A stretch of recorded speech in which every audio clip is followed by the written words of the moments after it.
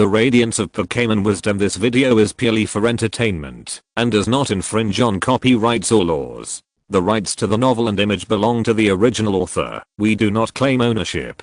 Don't like waiting and want to listen to this fanfic in full now? Subscribe to our Patreon, where you'll find the best fanfics. Chapter 451, Pallet Town. After the doubles competition, Zahu and his friends were not in a hurry to leave, but planned to rest in Yuanzi City for a few more days. Xiaozi and his friends were the same, especially Xiaoguang, who was eliminated in the preliminary round of the Pokémon Grand Contest for the first time, and she was more or less depressed. At lunchtime, Zahu took a meal from the kitchen and sat down, listening to Xiaozi and his friends talking about the next plan. Should we go to Baiyang Town next? I heard that there will also be a grand contest there, Xiaoxia said.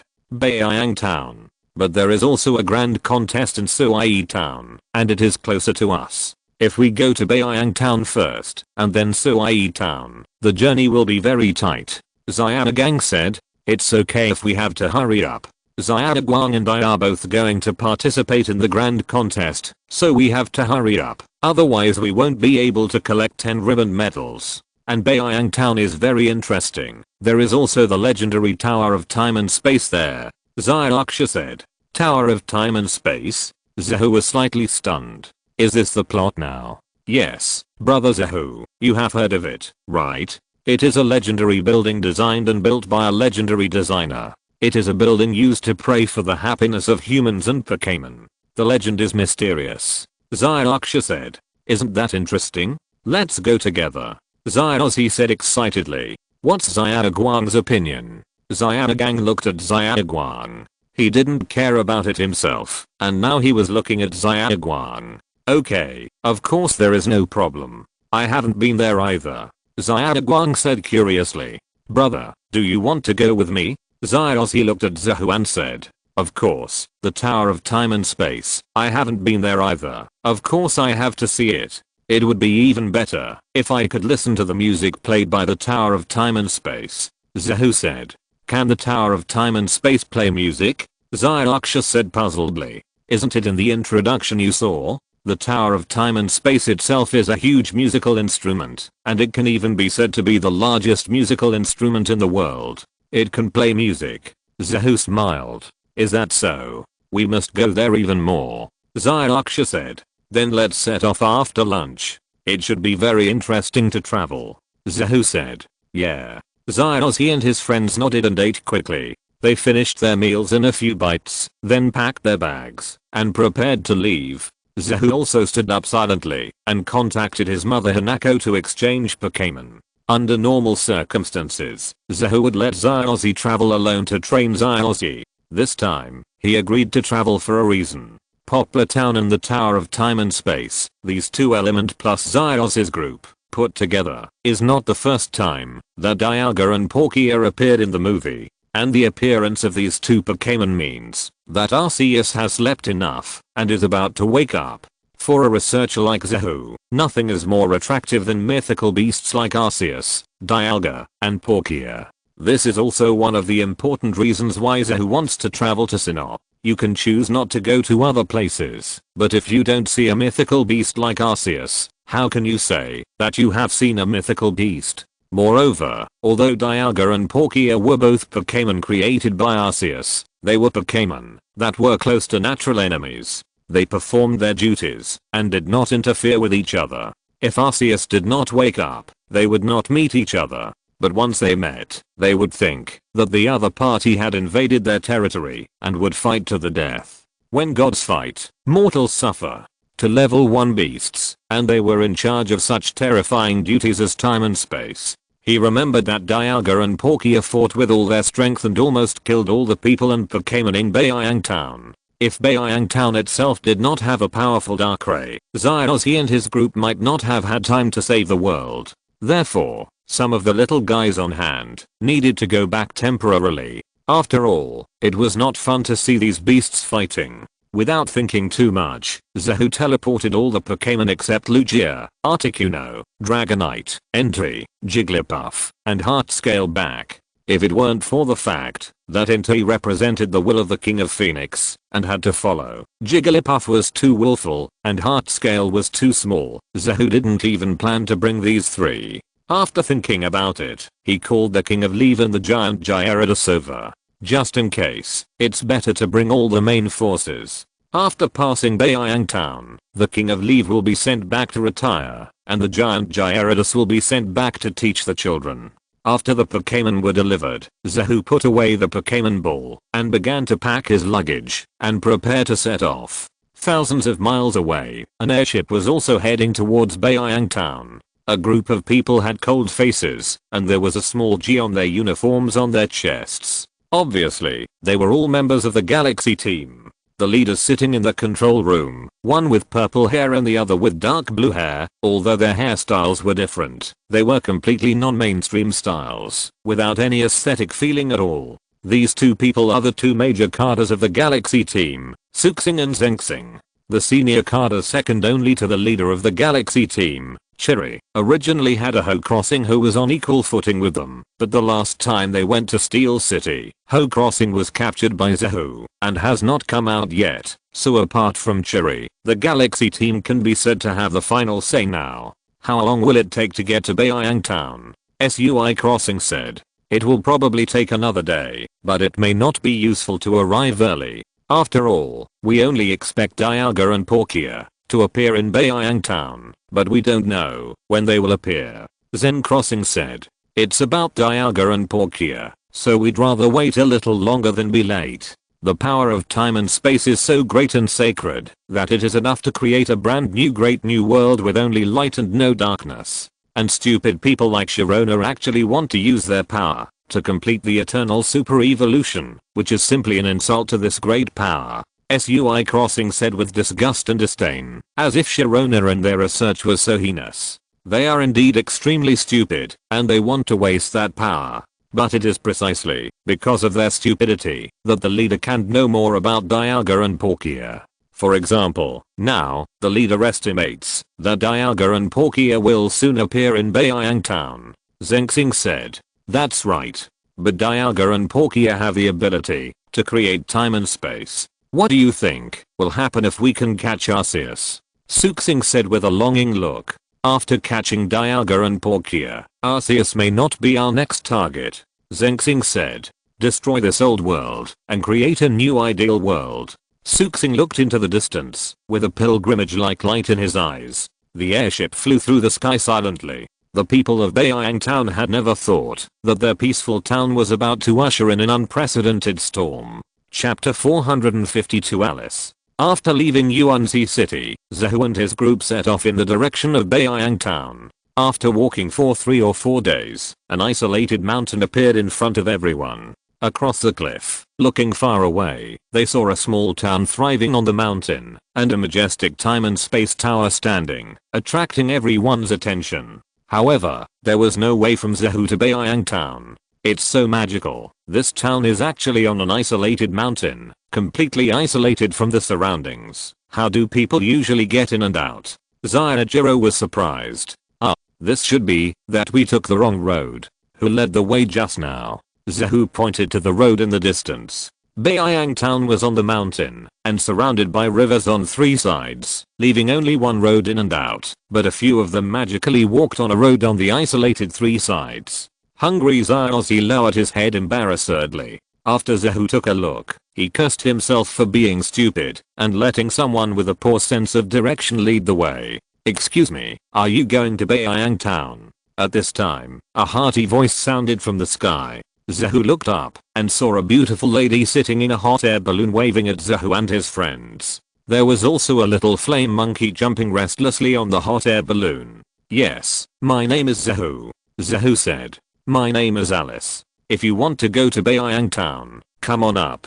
The beautiful lady said. Alice? Zahu glanced at the beautiful lady with blonde hair and thought that it should be the same name, not a black girl. He thanked her and went into the hot air balloon with everyone. Then Zyargang entered the horny state as usual, and then the bad frog appeared and took away a group of people, and everyone entered into a friendly exchange. My major is music, but I occasionally act as a guide, to introduce Bayang Town to everyone. Alice introduced.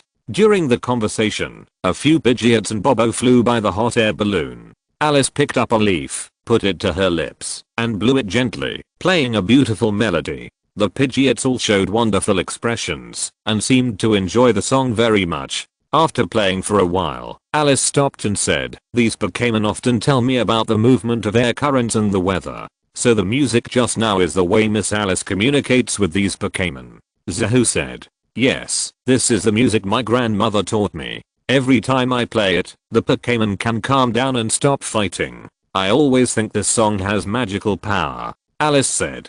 The hot air balloon floated towards Bayang Town and soon floated over the Tower of Time and Space. Alice introduced it. "This is the Tower of Time and Space designed by the designer Gordy 100 years ago. It is the most famous building here. It was designed 100 years ago. Legend has it that the left side represents space and the right side represents time.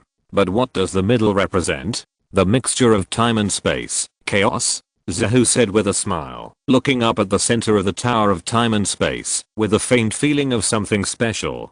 Pikachu's two little ears moved, and his eyes curiously looked at the center of the space-time tower, as if there was something hidden there. As they looked around, a gust of wind suddenly blew, blowing the entire hot air balloon. The faces of several people changed drastically. Zahu was ready to release Lugia, but the wind came and went quickly. Before he released the Pokémon, the wind disappeared, and the hot air balloon stabilized again. Zahu put the Pokéball back to his waist, looked at the space-time tower, and then looked at Pikachu, with a strange expression on his face. Pikachu has a magical sense, and every time he encounters a mythical beast, he will have a special reaction.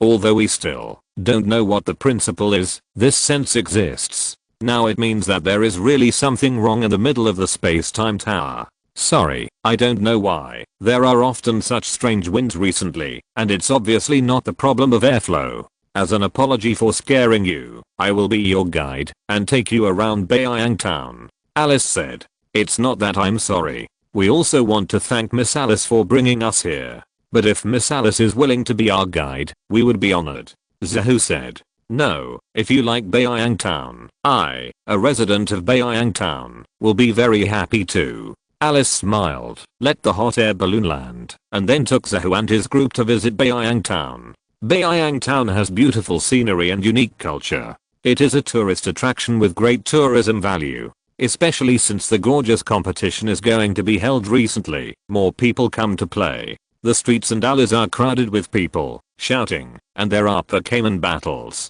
It's very lively. Zyozzy and others can't take their eyes off. Meowth couldn't hold back several times and almost broke free from Meowth's control and ran to the side. Passing by a stall selling cotton candy, Zahu and others each held one, but Zyozzy, a greedy ghost, ate the cotton candy in his hand in 1 or 2 bites, and then ate Zahu's cotton candy in 1 bite. Zahu was stunned for a moment and didn't react. When he reacted and wanted to kick Zyozzy, Zyozzy had already run over to fight with others in Pokémon. Zahu could only accept it with a good temper and a smile. After walking for a while, Alice led Zahu and others to a beautiful courtyard and said, "This is also designed by Gordy, with the theme of harmonious coexistence of humans, Pokémon, and nature." Zahu looked around and saw that the designs around were ingenious, fully highlighting the beauty of nature. Pokémons were playing freely in the courtyard. When the golden sunlight shone on them, a feeling of harmonious development between creatures and nature came to mind. He secretly sighed in his heart that the Gordy 100 years ago was indeed an absolute master. The Pokémon in the courtyard were not panicked when Zahu and others came in. Merilao and the cat monsters all ran to Alice's feet. Pikachu, as a diplomatic leader, welcomed them immediately and then played happily with the GP. Then Zyozzy and others released their Pokémon, and Zahu also sent Hardscale and Jigglypuff out. The rest of the Pokémon were too big to play in. At this time, the green and white Alakazam jumped swiftly from the bushes, and in a few seconds, it jumped in front of Alice. "What's wrong, Alakazam?" Alice asked curiously. Alakazam pointed in the direction it jumped from, and then jumped over first. Alice was anxious and immediately followed it. Zahu and others were curious and followed it. Not long after running, Alakazam stopped, and Zahu and others saw what Alakazam wanted them to see. Some strange and twisted stone pillars. The twisted wound looked like it had been corroded by sulfuric acid, and also like it had been cut. Zahu's expression changed slightly. This mark was very similar to the mark of time and space distortion in the legend. Did Dialga and Palkia really fight here? Who did such a bad thing? Alice asked in dissatisfaction and confusion. It was Darkrai. Alice just said it casually. She didn't expect to get an answer, but she didn't expect that someone would actually answer at this time. A man with red hair, wearing a gentleman's suit, dressed like an aristocrat came out and said, Darkrai? Darkrai's Pokémon? Zyos, he said. Same species, but not the same one. Zahu said. Oh. Zyos, he nodded. But Darkrai, doesn't it only make people have nightmares? And why does it attack? I can't answer this question for the time being. However, so far, all the known mythical beasts will not hurt humans, or destroy things for no reason. And this mark doesn't look like the work of Darkrai. Zahu said. What do you know? Darkrai is a bad Pokémon that only brings nightmares to people. This is what it did. The nobleman said with a proud face. Although I dare not say that I'm the person who knows the most about mythical beasts, I definitely know more about Pokémon research than you. Zahu said in an unquestionable tone. Okay, Baron Albert, don't argue with Mr. Zahu. I think what Mr. Zahu said makes sense. We don't have any evidence yet. Alice said. What are you talking about? At this time, a gentleman with a laptop came out and said, Donio, why are you here? Alice looked at the gentleman who just came out curiously and said, I'm doing research. There are very strange phenomena here. The young man Tonio said. What phenomenon? Alice asked curiously. As soon as the voice fell, Zahu and his group had a strange feeling that something unknown and terrible had happened in the surrounding space. Then, a purple light flashed, and a stone pillar next to it broke strangely. Everyone couldn't help but feel uneasy, and then they saw a dark shadow suddenly appear on the ground in the courtyard. Darkrai's head slowly rose from the shadow, and a blue eye stared at everyone, revealing a strange emotion. Chapter 453 Darkrai. Darkrai. Zahu's pupils shrank slightly. This was the first time he saw the legendary Pokémon Darkrai with his own eyes.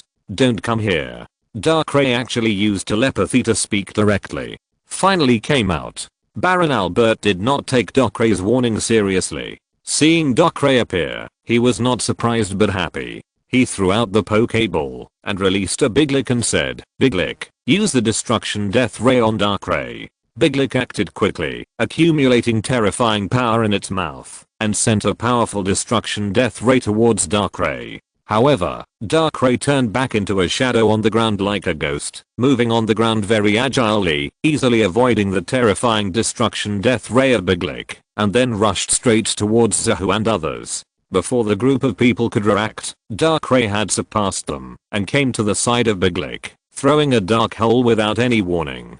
Baron Albert's big tongue licking was obviously well trained. At the moment of danger, he was able to react and burst out with agility that was completely inconsistent with his fat body. He actually dodged and let the dark hole hit Zyolzi. Zahu frowned, stretched out his hand to catch the dark hole, and then slapped it away. Darkrai was stunned, as if he didn't expect that his skills would be blocked by a human. After taking a closer look at Zahu, his body turned into a shadow and quickly disappeared in front of Zahu and others. Darkrai, is he gone? Alice said uncertainly. He should have left. There is no need for him to stay, and he won't be afraid of our strength to attack us. Zahu said.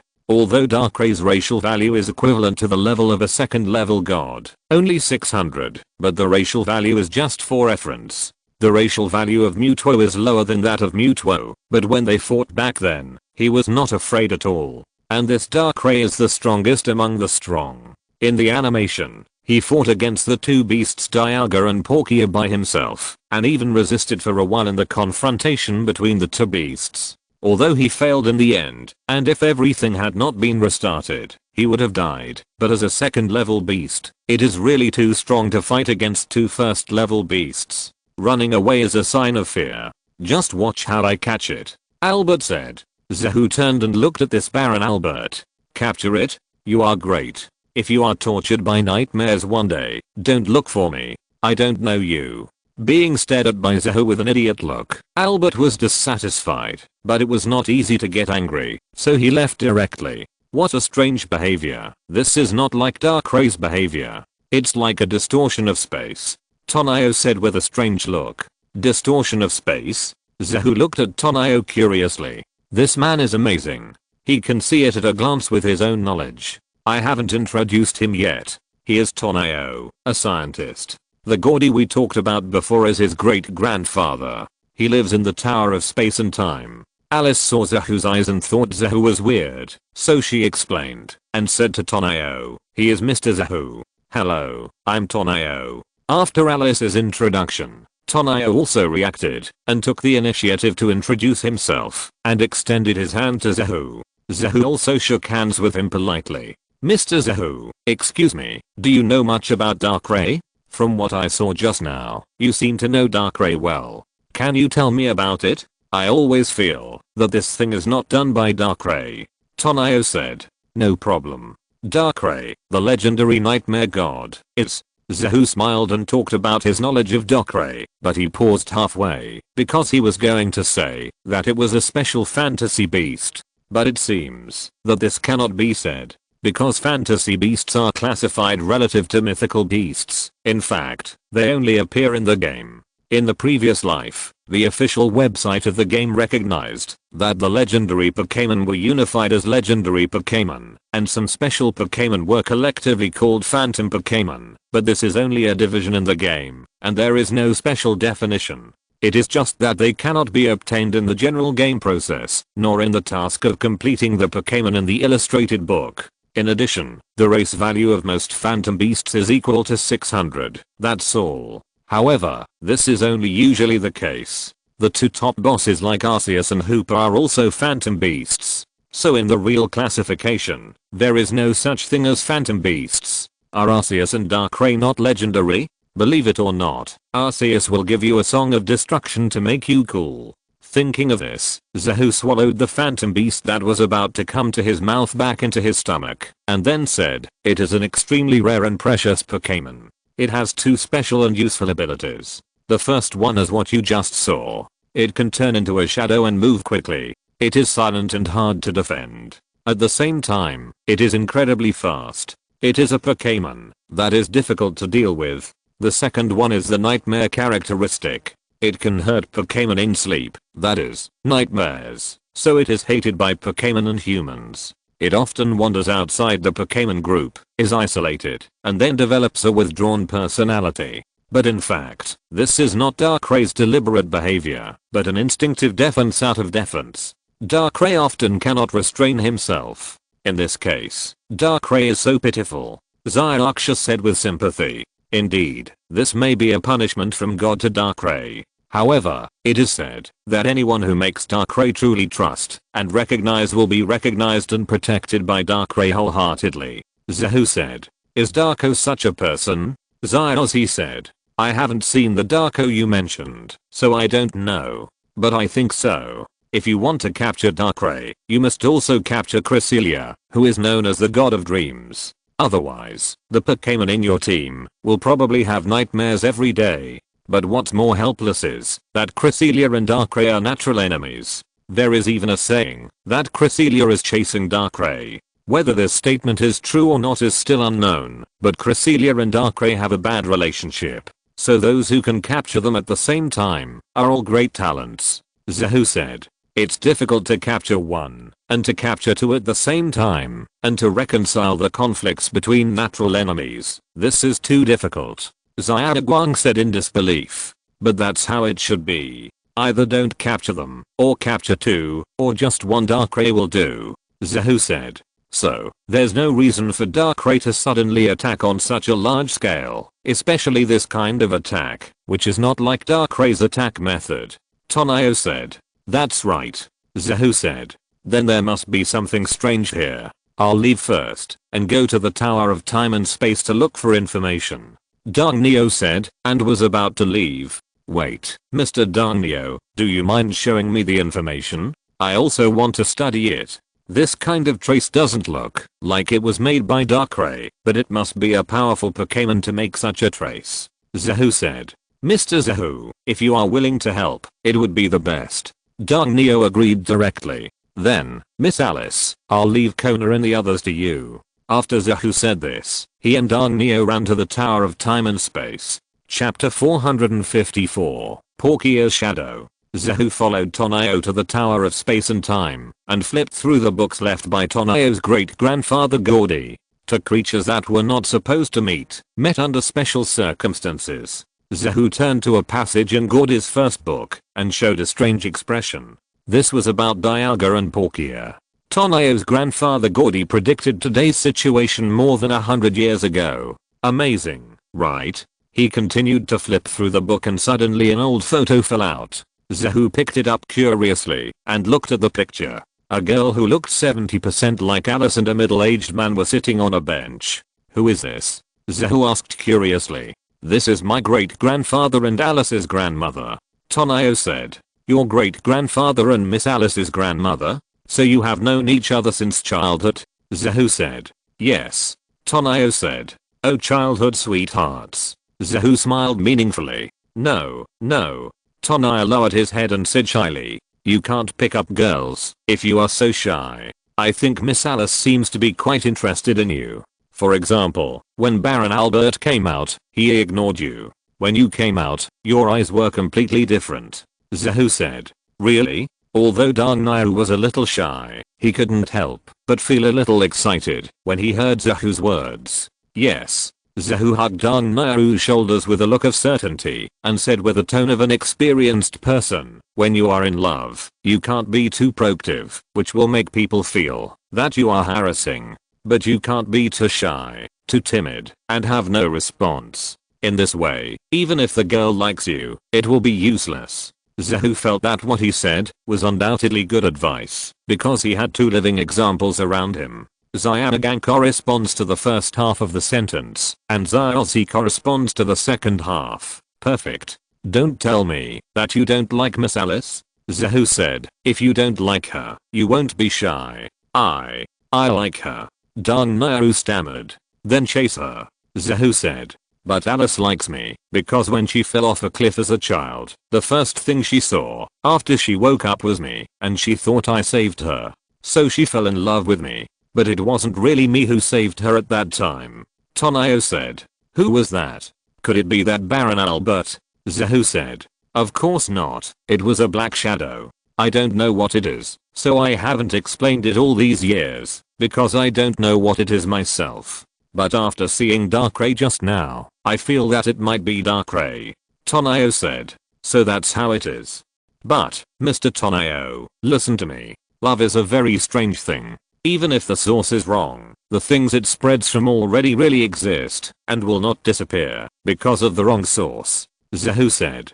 The childhood things happened at least 10 years ago. In the past 10 years, we have been interacting with each other every day, so there is no feeling. The possibility is so small that it can be ignored. Really? Tonio still looked uncertain. Zahu shook his head and said nothing more. As a person who had only had one relationship experience, he could only talk a few words on paper. If his words were useless, he would not act as a life mentor. Otherwise, it would be embarrassing if someone really got into trouble and blamed him. He continued to flip through the book and looked up information. He flipped through the book all night. The two people, a scientist and a researcher, were not very particular. When they were tired, they didn't even cover themselves with a quilt and just lay on the ground and slept until dawn. When Kona and Alice came the next day, they thought they were attacked. After getting up and having a casual meal, a temporary news broadcast came on TV. The nightmare Pokémon Darkrai has been causing trouble in Bayang Town recently, causing many humans and Pokémon to fall into nightmares. Baron Albert decided to form a hunting team to capture Darkrai. Now a special reporter will give a live commentary for everyone. They really went to capture Darkrai. Are they looking for death? Zahu raised his eyebrows. A newborn calf is always fearless. Kona shook her head. If she didn't have the skills of Dark Hole, she would have some confidence in catching Darkrai. However, with the skills of Dark Hole, the cooperation of Dream Eater, and the speed of Shadow Transformation, unless she was equipped with a professional team from the League, there would be no hope, even if she took action. and in Baiyang Town, a group of civilian trainers who had not received special training were formed together. The probability of successfully capturing was not a little low. It's just giving away heads. Zahu shook his head and said, by the way, where is Zyozhi? Among the people who came, Zyozhi was unexpectedly absent. They said they wanted to understand Darkrai and make friends with Darkrai. Now they are in the process of looking for Darkrai. Kona said, be friends? It really seems like something Zyozhi would do. Zahu laughed and didn't take it seriously. As a result, just after finishing the meal, a call came from the Pokémon Center, saying that Zyozhi was hypnotized by Dark Hole. Zahu immediately showed a helpless expression. He had to run over again, and saw Zyozhi in a coma on the bed. Pikachu, have you used 100,000 volts? Zahu said, looking at Pikachu who was worried beside Zyozhi's bed. Pikachu shook his head, indicating that he had not used it. With Miss Joy around, he had no electricity, and was afraid that he would get electrocuted. Then use 100,000 volts to wake Zyozhi up now. Zahu said. Pikachu was a little confused. It's okay, don't worry about it. Zahu said. Under normal circumstances, if Zyozhi has problems, he will be cured in seconds after being electrocuted. Of course, there is also the possibility that he will not be cured, but he will not have any problems. As we all know, Zyozhi is a ground attribute, and his resistance is full. Pikachu after getting Zahu's affirmative answer, Pikachu immediately burst out with a strong current, and gave Zyozhi an electric shock package. After a course of treatment, Zyozhi woke up immediately, hugged Pikachu with a face full of fear, as if he had encountered something terrible in a dream. Seeing Zyozhi's reaction, Zahu nodded. Sure enough, for Zyozhi, there is nothing that 100,000 volts can't handle. If there is, there will be another thunder. What's wrong? Did you encounter something terrible in your dream? Zahu said. I don't know. I saw Darkrai first, and then a very scary thing appeared in the shadow, but that didn't seem to be Darkrai. Zyozhi said. Not Darkrai? Zahu's expression changed slightly, and he found the Pokémon encyclopedia, and turned out the photos of Dialga and Palkia. Is it one of these two Pokémon? It's this one. Zyozhi pointed at the photo of Palkia and said. This? Isn't it the legendary Pokémon Palkia who controls space? Tonio said in surprise when he saw the photo. Yes, don't you think those attacks in the garden look like the extra wave spread by the fight between Palkia and Dialga? Zahu said. Yes, that makes sense. Why is the space dimension distorted? Tonio showed a look of realization, and then became confused again. So Darkrai actually wanted to warn us, and tell us what's going on here? Alice said. I think so. Zahu said. But why did Palkia come? Alice said. The two who shouldn't have met in the gap between time and space. Time and space were distorted, anger enveloped the town, and then everything began to collapse. Tonio said. What are you talking about? Alice said. It's something my great-grandfather wrote in his diary, saying that he saw it in a dream. And the only ones who can survive in the gap between time and space are Palkia and Dialga. Tonio said. And Palkia may have been injured by Dialga and hid here for refuge. Zahu concluded. So what should we do next? Zyozhi said. Stop all actions of Baron Albert and use force to suppress him and knock him out. Then, Miss Alice, go and discuss with Darkrai. Your grandmother saved him, and she is the only person Darkrai trusts, so he is particularly caring for you. Zahu said, and this was also seen in Gordy's diary. Okay. Alice agreed immediately. Then the rest of you, look for Palkia in various places in the town, but remember, if you meet him, you must not fight. First, you can't beat him, and second, if you start fighting, it will probably attract Dialga, which will be more troublesome. Zahu said. Finally, Tonio, you and I will go back to the space-time tower, read the diary left by Mr. Gordy, and explore the space-time tower. Zahu said. There are two places where there are changes. One is the garden, and the other is the space-time tower. Theoretically, the possibility of Palkia being in these two places is the greatest. Chapter 455, Shadow of the Galaxy Team. After waking up Zyozhi, Zahu and Anew hurried back to the Tower of Time and Space. However, when they arrived at Aneo's room, The situation in front of them surprised Zahu and Danio. They saw the door open, and a group of people of unknown origin occupied the room, and filled with Danio's machine. "Who are you?" Danio questioned. "Uninvited people are probably not good people. You are the researcher here, Danio. It just so happens that we use your Tower of Time and Space. In addition, please be honest and cooperate with our actions, otherwise we can't do anything about any accidents." Suxing, who was operating the computer, heard the voice and said arrogantly, "They arrived earlier than Zahu and started studying the matter of Dialga and Palkia earlier. Originally, they targeted Baron Albert, the most prominent person in Bayang Town, but they got nothing in the end, so they set their sights on Danio." As Suxing's voice fell, the rest of the Galaxy team members gathered towards Zahu and Tonio with ill intentions. "Who are you from the Galaxy team?" Zahu looked at these people and asked. Zahu didn't know any of these people, but they were all wearing the uniform of the Galaxy team, so it was hard for Zahu not to recognize them. To be honest, Zahu felt that the underground organizations in this world were not a little bit strong. One or two of them, wearing team uniforms, dared to swagger through the streets, not afraid of their identities being exposed at all. "Who are you? You actually know our Galaxy team?" Zengxing's eyes flashed with surprise, and a murderous look appeared in his eyes when he looked at Zahu.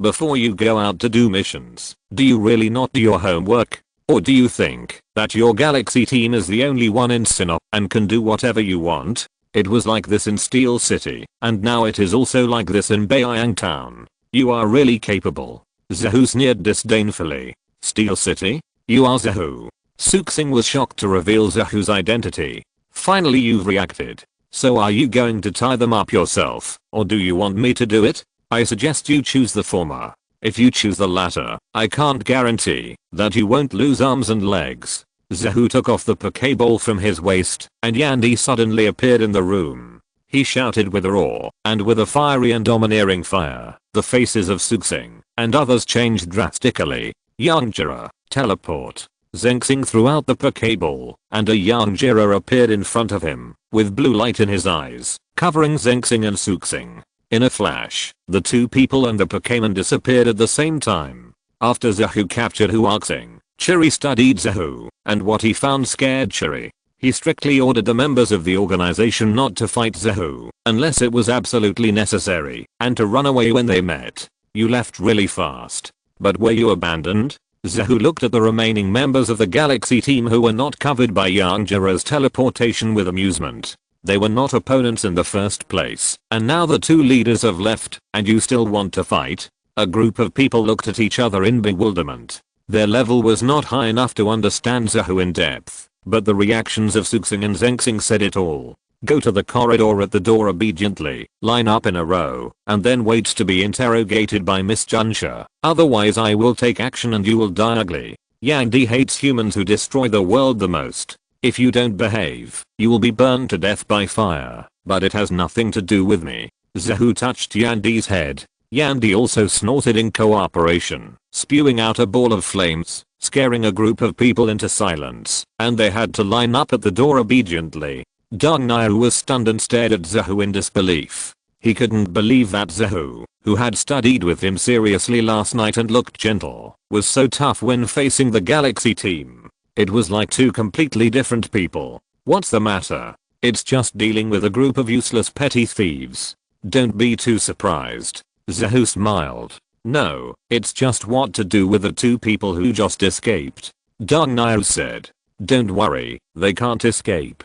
It's just that the place is small here, and I'm afraid that the Tower of Time and Space will be destroyed if we fight, so I deliberately let them go for a while." Zahu smiled and took out Lugia's Pokeball and placed it by the window and released Lugia. "Xiaoluo, do you sense the superpower fluctuations in the air? Follow this fluctuation and chase them and catch the fleeing Yangjila and the two people." Zahu said. "No problem." Lugia readily agreed, flapped his wings, and disappeared in front of Zahu in the blink of an eye. In the jungle in the distance, Suxing, Zengxing, and Yangjila appeared out of thin air next to an airship. Looking around and confirming that Zahu was not there, Suxing and Zengxing breathed a sigh of relief at the same time. "It should be that they didn't chase us." Yangjira teleported, so they couldn't catch up.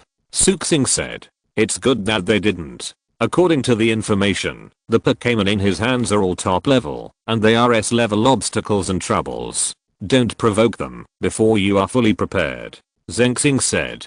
"But with him here, our plan to control the space-time tower and monitor Palkia and Dialga has failed," Suxing said. "Let's contact the leader first," Zengxing said. Suxing nodded and used the equipment of the airship to contact the headquarters, but the phone could not be dialed out. "What's going on? Why is there no signal here? It was fine yesterday," Suxing said. "I don't know. The entire magnetic field signal here is all messed up." Zengxing tapped the keyboard and controlled the mechanism of the airship. On the screen, something similar to the control room of the space-time tower appeared. For the Galaxy team, who has been chasing Dialga and Palkia for many years, exploring the space-time dimension is what they are best at. Not good. There is a problem with the entire space dimension here. We may not be able to get out. Zengxing looked at the display on the screen with a pale face. "What?" Suxing's face changed drastically. The two were at a loss. Before they could come up with a plan, a black shadow suddenly fell in front of the airship. "Lugia." Suxing and Zengxing turned pale. Before they could ask Yangjira to use teleportation again, they were controlled by Lugia's telekinesis. Lugia's vast telekinesis controlled the entire airship and Suxing, Zengxing, and Yangjira and the airship. To play telekinesis with Lugia, not to mention Yangjira, is not good enough. Even Alakazam can't do it. Lugia stared at the airship. His eyes flickered, revealing a thoughtful mood.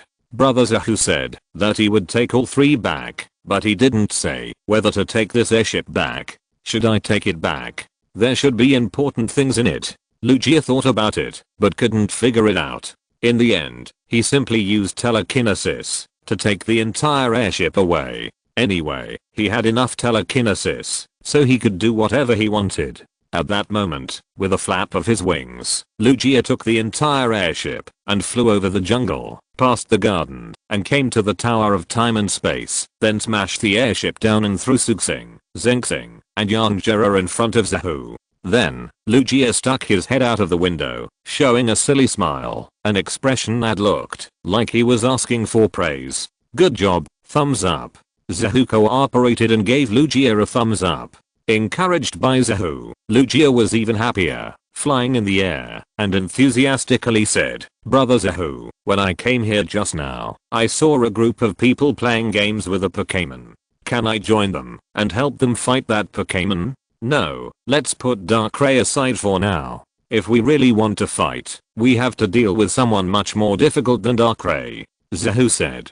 "Oh, then I'll come when we have to fight a more difficult one," Lugia said obediently. "Okay, next, I'll find someone to talk about life." Zahu glanced at the Jupiter and the town star who were controlled by Lugia. It was about Palkia and Dialga, and there must be many people in the Galaxy team who knew about it. Although Zahu didn't know why this group of people appeared here, it didn't matter. Chapter 456 Palkia appears.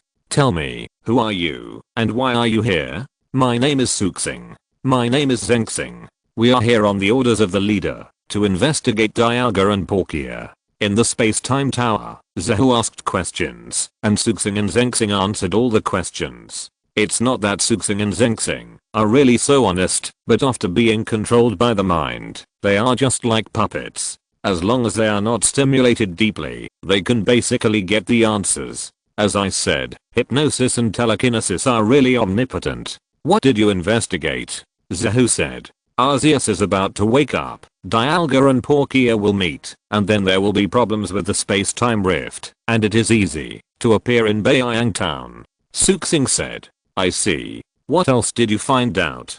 Zahu suddenly realized. The entire space here collapsed and became an independent space, and it can no longer communicate with the outside world. Suxing said. "Really? My goodness, Palkia, you acted too quickly." Zahu frowned and looked at Tonio and said, "Alice, what's going on over there? Darkrai, haven't you persuaded him yet?" "It's alright. After Miss Kona used Articuno to freeze half of the street, the trainers finally calmed down. Alice also had a chance to communicate with Darkrai, but Darkrai seemed to want to find Palkia on its own. They are still communicating."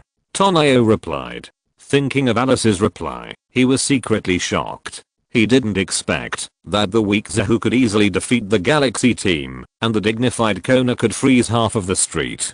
They were all monster-like characters. Still communicating? Then let's act first. Zahu opened the window, jumped directly onto Lugia's body, and flew to the top of the space-time tower.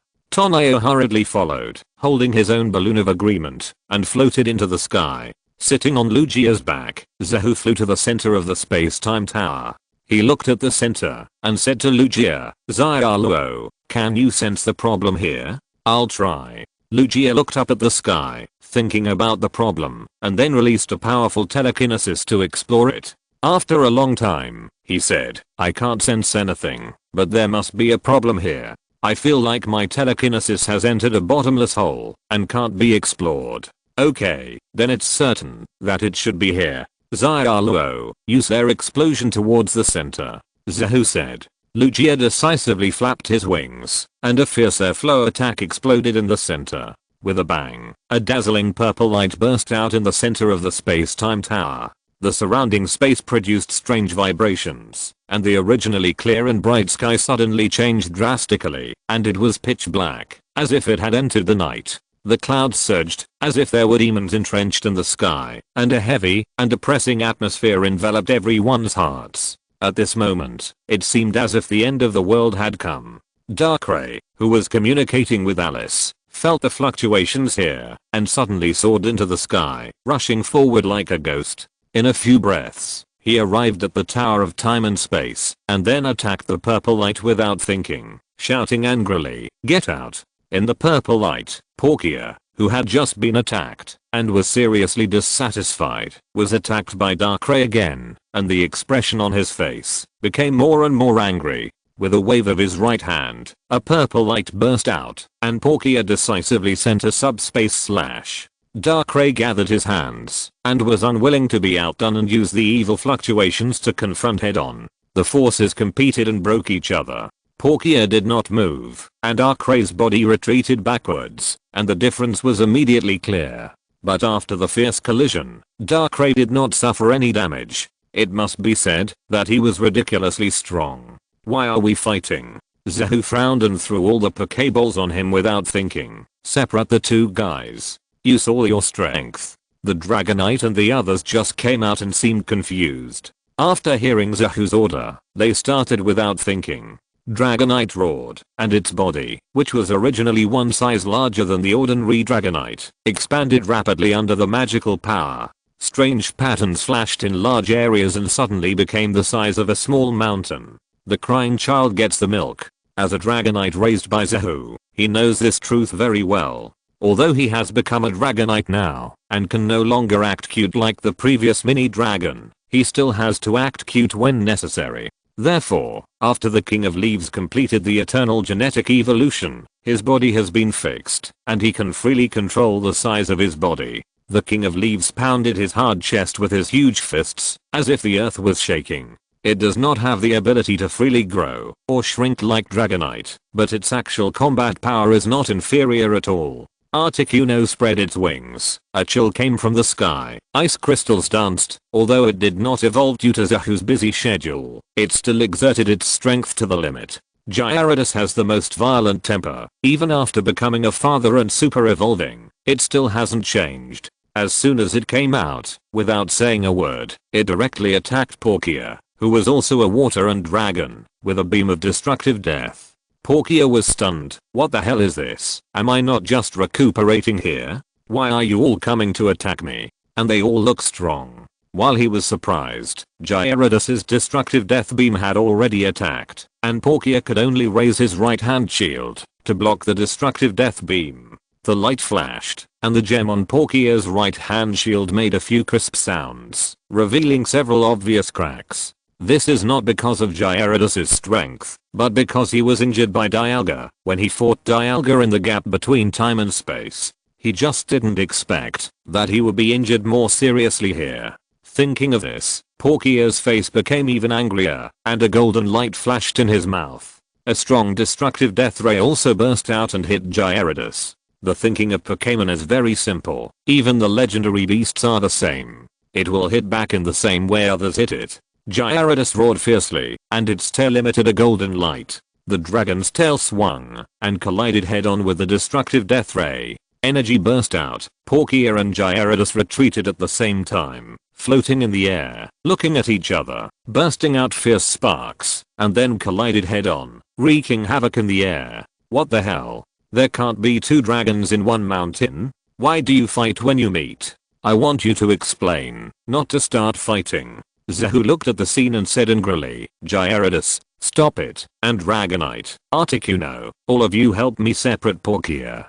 And, Palkia, stop fighting. Are you trying to attract Dialga? When Gyarados heard what Zahu said, even though he didn't want to, he stopped fighting as soon as possible. But Palkia ignored him and hit him with a destructive death ray, making Gyarados retreat again and again and fall into a house on the side, which collapsed and was covered with smoke and dust. Gyarados is Zahu's Pokémon, but Palkia is not. As for attracting the attention of Dialga, although Palkia cares, if he doesn't do it, won't people think he is not as good as Dialga? The two beasts are on an equal footing, and neither is worse than the other. Especially in Palkia's mind, he thought that Dialga invaded his territory, and he was accidentally injured during the battle, so he had to hide here temporarily. He was already very dissatisfied. If he was said to be afraid of Dialga and dared not to fight, Palkia should not be this divine beast. Chapter 457 Dialga. Roar. Gyarados roared, rushed out of the ruins, and flew into the sky. Clouds and rain gathered around, and large amounts of rain fell, instantly covering the entire square. Inheriting the dragon tail skills of Haxorus, and gaining some of Haxorus's control over the sky, Gyarados is naturally proficient in weather skills such as praying for rain. Especially after the eternal evolution, Gyarados can also freely control the weather. Bathed in the rainstorm, Gyarados roared, thunder shook, and the powerful and fierce power swept in all directions. Palkia waved his hands and blocked all the lightning. The two Pokémon confronted each other in the air, and they were ready to fight to the death. Stop it. Zahu controlled Lugia to fly to the center of Palkia and Gyarados. After seeing this, Gyarados quickly stopped attacking, but Palkia ignored it and attacked with a water cannon. Lugia's eyes changed, and a light green light appeared on his body. The mysterious guardian blocked all the power of the water cannon. Zahu looked at Palkia calmly, not showing any panic, because of the powerful water cannon, and said calmly, Palkia, we don't mean to hurt you. We just don't want you to affect this town. Zahu tried hard to express his kindness, but Palkia didn't mean to listen to Zahu at all. His right hand flashed with purple light, and another terrifying subspace slash was slashed out. If the water cannon doesn't work, then use the more powerful subspace slash. Zahu's face suddenly changed. The subspace slash involves space. Although it is not as powerful as the water cannon in the game, it is very powerful in reality. It can even break space. Raw Gyarados roared, and the thick and terrifying golden energy condensed, colliding violently with Palkia's subspace slash, and the energy was radiating. Although Zahu was safe and sound with the protection of Lugia, he deeply felt the power of this force and his face became heavy. If they really fight, he is not afraid of Palkia. But not to mention that a full-scale fight is likely to attract Dialga, and the battle between the two mythical beasts is even more dangerous. The alien space is not stable. If it explodes, the residents of this town, including him, will be in trouble. At that time, even if Palkia is killed, it will be useless. He asked Palkia out to discuss. He was willing to help Palkia recover and find a peaceful solution together. However, Darkrai suddenly came to send a wave of attacks, and Gyarados was like encountering a natural enemy. Now Palkia has no idea of communicating with anyone, just fighting. Zahu was restrained for various reasons, but Palkia had no burden at all. After the attack, it was as if he had lost control and became uncontrollable. Palkia raised his head and roared, and the dark sky changed accordingly, as if there were millions of demons lurking above, which made people fear from the bottom of their hearts. The entire Bayang town was also covered by a thick fog, and the atmosphere became unprecedentedly weird. Gyarados swung its tail, and was about to rush into the battle. Gyarados, stop, no one is allowed to attack. Use special moves like protection. to block the energy fluctuations of these attacks and stop the energy leakage. Zahu said. When Gyarados heard Zahu's words, his eyes showed dissatisfaction. He didn't like Palkia the first time he saw him, as if he had met a natural enemy. Then, after he was sure that Palkia was not Zahu's friend, he decisively started to fight. Now he was asked not to fight and only defend, which made him very unhappy. However, Zahu had spoken, and no matter how unhappy he was, Gyarados could only hold back and change his special move to defend to block the energy. Dragonite and the others didn't understand Zahu's idea, but they implemented it without hesitation and used their own energy to block Palkia's attack. Darkrai didn't want to cooperate, but was directly stopped outside by Zahu's Pokémon team and was not allowed to enter. It was not easy to fight with Zahu's Pokémon, so he chose to watch from outside. This is the legendary Palkia, finally showing up. But why, Brother Zahu, only defending and not attacking? Isn't that a disadvantage? Zyraksha said. This is to prevent Dialga from being attracted. As the one who is most familiar with the cause of the incident besides Zahu, Tonio explained. Prevent Dialga from being attracted. What should we do next? We can't just passively take a beating. Even if Lugia and several Pokémon are strong, they are no match. Kona said. For now, the only way may be to find the music of Eurasian. Tonio said. The music of Eurasian? Isn't that the song my grandma taught me? Alice said. Yes, it's that song. Gordy mentioned in his notes that the power that can calm everything is this song, and this song is in the space-time tower, and it must be played using the space-time tower. Tonio said. Play it using the space-time tower. Alice frowned. She had never tried to play it using the space-time tower. Time waits for no one. Let's give it a try. Zyozzy, Zyraksha, Zyagwong, you and Alice go to the space-time tower together. Kona said. As one of the four kings of the alliance, Kona is an expert in dealing with similar situations and has become the leader in the actual sense. Zyozzy and his friends quickly took action and rushed into the space-time tower. Zahu watched Zyozzy and his friends' actions and immediately understood their ideas. He also read Gordy's notes throughout the process, but Gordy only predicted the occurrence of the disaster and gave a possible solution. Gordy just saw that Alice's great-grandmother used Eurasian to appease Darkrai, so that Darkrai and Alice's great-grandmother could rest assured. So this method is feasible.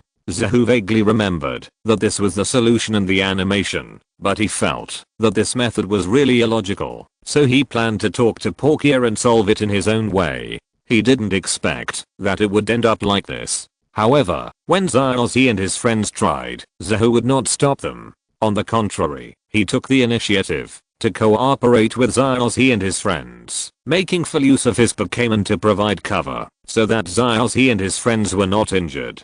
Palkia was trapped in the middle by Zahu's Pokémon. Although he was not attacked at all, his movements were greatly restricted. The dissatisfaction and anger in his heart continued to accumulate. In the space where he was, there was a little purple light, and the dimension was broken. Zahu was anxious, but there was no better way, so he could only let the Pokémon continue to block. After this situation lasted for a long time, the Tower of Time and Space suddenly emitted beautiful music, and the entire Tower of Time and Space emitted a golden light. As the music sounded, the light became stronger and stronger, and finally formed a bad with its wings spread, exuding an extremely harmonious atmosphere, which could make the most violent beasts peaceful. After feeling this power, Palkia, who was originally furious, suddenly receded like a tide and gradually regained his sanity. The rest of the Pokémon that were beaten by Palkia all the way and were almost crippled also became peaceful because of this harmonious force. In an instant, Zahu and all the Pokémon felt that the world is so beautiful, but I'm so irritable. This is not good. Palkia and Gyarados looked at each other and smiled like fools. Zahu shook his head and sneered when he saw this. He didn't expect that he would be so smart one day. Gordy's prediction was right. The matter can be considered to have come to an end. Zahu was just feeling relieved when a strange light hole in the sky suddenly opened up, and Dialga came out with an angry look on his face, and then rushed towards Palkia without thinking. Chapter 458, One-on-one fight? No, group fight. Palkia was knocked down by Dialga without any warning. He quickly stood up, knocked Palkia down again, and then taught him a lesson. This world is beautiful, let's not fight, there is nothing to fight about. Dialga roared, and continued to pounce, and bite Palkia regardless of anything. Palkia dodged again, indicating that everyone was getting along in a friendly manner. Dialga ignored it, and continued to attack. Palkia's face sank, and then he slashed with a sub-sky split. I won't hide anymore. No matter how beautiful the world is, you can't get beaten without fighting back. No, this beautiful world has become not beautiful, because of the appearance of the bastard Dialga. I want to solve this wrong black spot, and make this world beautiful again. Palkia entered a state of war, and with a sub-sky split in each hand, he beat Dialga back. Dialga was sent flying into the sky, and then he roared. A diamond-shaped blue light shone from his chest, and a strong roar of time rang out, piercing through time, and rushing towards Palkia with great momentum. The two powerful energies collided fiercely, and the space, that had just stabilized, fell into the brink of destruction again. A large area of purple light condensed, and the dimension was destroyed. Zyossi and others, who had just escaped death, and were in joy, froze their expressions again. Can Eurasian play again? Kona said. No, it just played completely, and it can't be played again in a short time. Tonio said. What should we do then? Zyossi said anxiously. I don't know, but we must not let Dialga and Palkia's energy attacks continue to explode, otherwise this alien space will be broken. Tonio looked at the data displayed on the computer and the battle between Dialga and Palkia in the sky, and his face was anxious. The space is broken? Zyossi and others' faces changed. If the space is broken, everyone in this town will die. Zehu and Lugia also looked solemn. If the situation continued to develop in this way, the entire Pallet Town would be destroyed. And this was all because of his wrong strategy. If he had not chosen to negotiate with Palkia first, because he did not trust Gordy's assessment, causing Eurasian's power to be used up in advance, the current situation would not have occurred. If the current fight cannot be settled, the entire Pallet Town will be destroyed, and all the people and Pokémon will no longer exist. When Zehu thought of the consequences, he could not help but feel a chill on his back. However, even at this moment, Zehu was still able to keep his brain calm and running at high speed. After his undercover career in the water fleet, Zehu perfectly adapted to the transition from a research doctor to a combat leader. Even if he was panicking inside, he had to look as steady as an old dog. His brain was working fast, and Zehu suddenly realized a breakthrough point.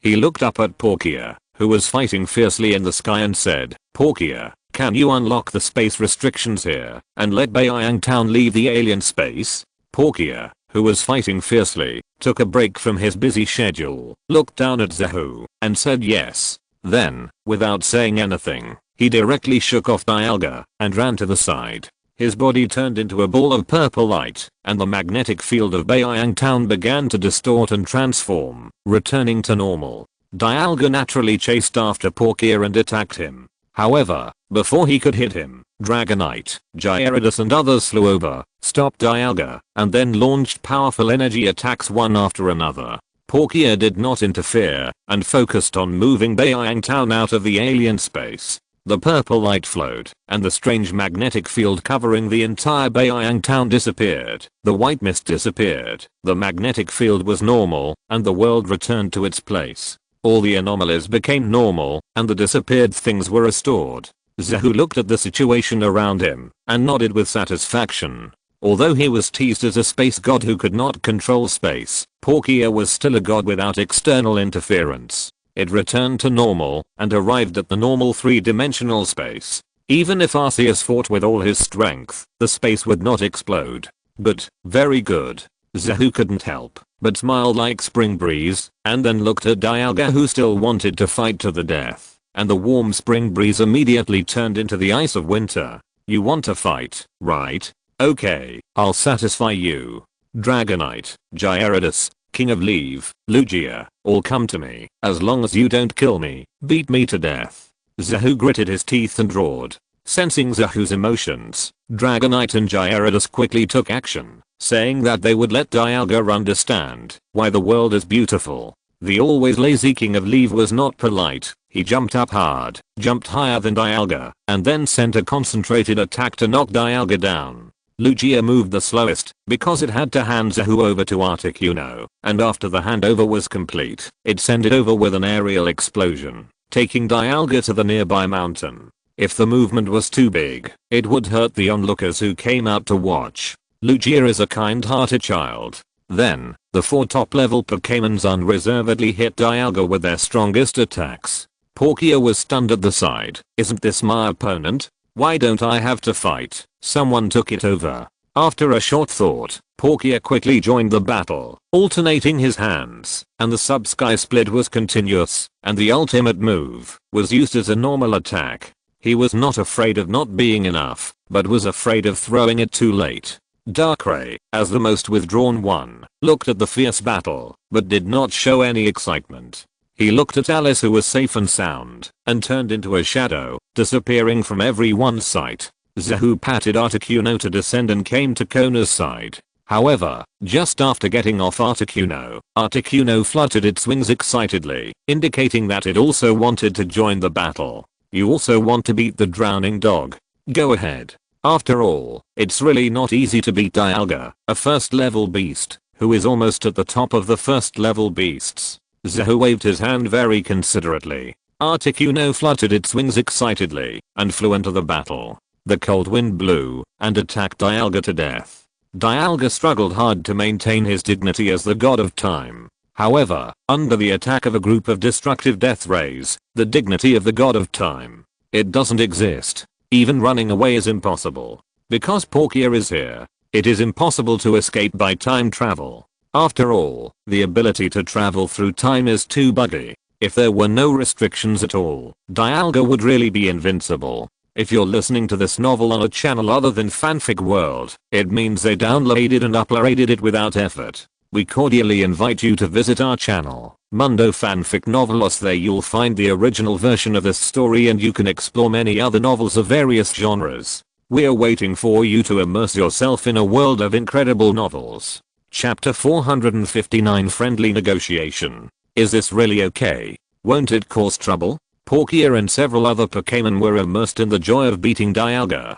They didn't care about Dialga's feelings at all. But Tonio couldn't bear to watch it. This was a Pokémon that was revered as a god. It was also a god that controlled time. Just like that, it appeared alive in front of him, and then was beaten up. Or in other words, bullying. In addition to using this word, Tonio really couldn't use any other words to describe it. It's okay, as long as you don't beat him to death. The rest doesn't matter, Zahu said indifferently. As long as you can't beat him to death, beat him to death. If he doesn't listen to me, then I can only give him a fist of love. It's just right. I'm holding my breath, and almost died here. How can I be happy if I don't find someone to vent? But it's a Pokémon after all. Do I have to beat it? Zyozzy said softly. It's okay not to beat it. You go up. If you are beaten to death, I will take care of your funeral, and mom won't blame you. Zahu said. Go up by yourself? Zyozzy looked thoughtful, and there was a little bit of intention on his face. Zahu glanced at him and gave Pikachu a look. With the tacit understanding of knowing each other for many years, Pikachu understood immediately, patted his chest like an adult, nodded, and said that, if Zyozzy acted rashly, he would send a 100,000 volt package. Zahu nodded with satisfaction, and looked at the fierce battle next to him, and he felt a little refreshed. It must be said that for him, who likes simple and rough, he still prefers the concept of what to do if the naughty child is disobedient. Just beat him up. Before, he was tied up in the different dimension.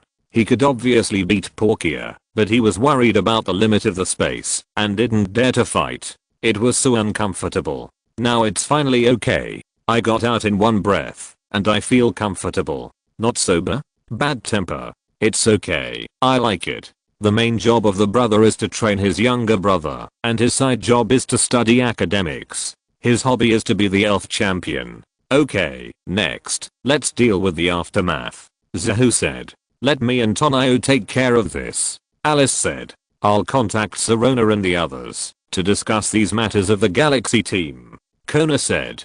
Okay, Kachiro, meow meow, you two study and dissect the galaxy team's airship. Zahu looked at Kajiro and meow meow and gave them a subtle look. No problem. Leave it to us. Meow, Kajiro and meow meow said in unison. A spring-like smile rippled on their faces, indicating that they received it. After knowing each other for so many years, the tacit understanding between Zahu and the other two has long been so good that they can know what each other wants to express with just one look. This airship is exclusive to the Galaxy team, and it just flew directly from the research base. There may be something good in it. If you find it, of course you will hack it first. Anyway, whoever gets the things in the ruins belongs to him, and there is no problem of ownership.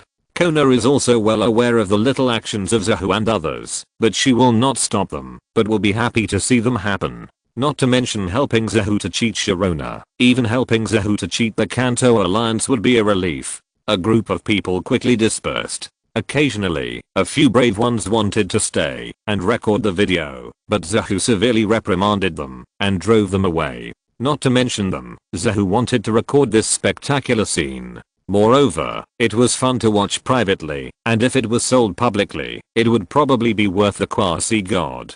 After all, although there are few quasi-gods, this is relative, and the battle video of Dialga and Palkia is the only one. It has extremely rich research value, whether it is mythical beasts or Sinnoh history. So, a quasi-god is too little. However, even if economics is bad, Zahu knows a saying, that the higher the return, the higher the risk. Now the one who was beaten wildly is the legendary god who controls time. If it were known, it would be estimated, that Dialga would definitely hunt him to death. After all, this was the first time that Dialga had been beaten so hard since he was born, and he had no power to fight back. If it was just an ordinary mythical beast, it would be fine. Zahu carried a mythical beast with him, so he was not afraid of being beaten. But Dialga could travel through time and space. What if he traveled back to 10 years ago and killed Zahu when Zahu didn't have any mythical beasts? Be cautious and don't waste time. The battle lasted for a long time, and a group of Pokémon seemed to be addicted to fighting, especially Palkia. It didn't take into account that it and Dialga were both created by Arceus, and they were originally of the same origin, so it beat the hardest. After all, after Arceus fell asleep, Dialga and Palkia lost their restraints and became kings in their respective worlds. They almost forgot about Arceus. Now they think that the other party invaded their world and was wrong, so they attacked so hard. Lugia felt a little distressed when he was beaten.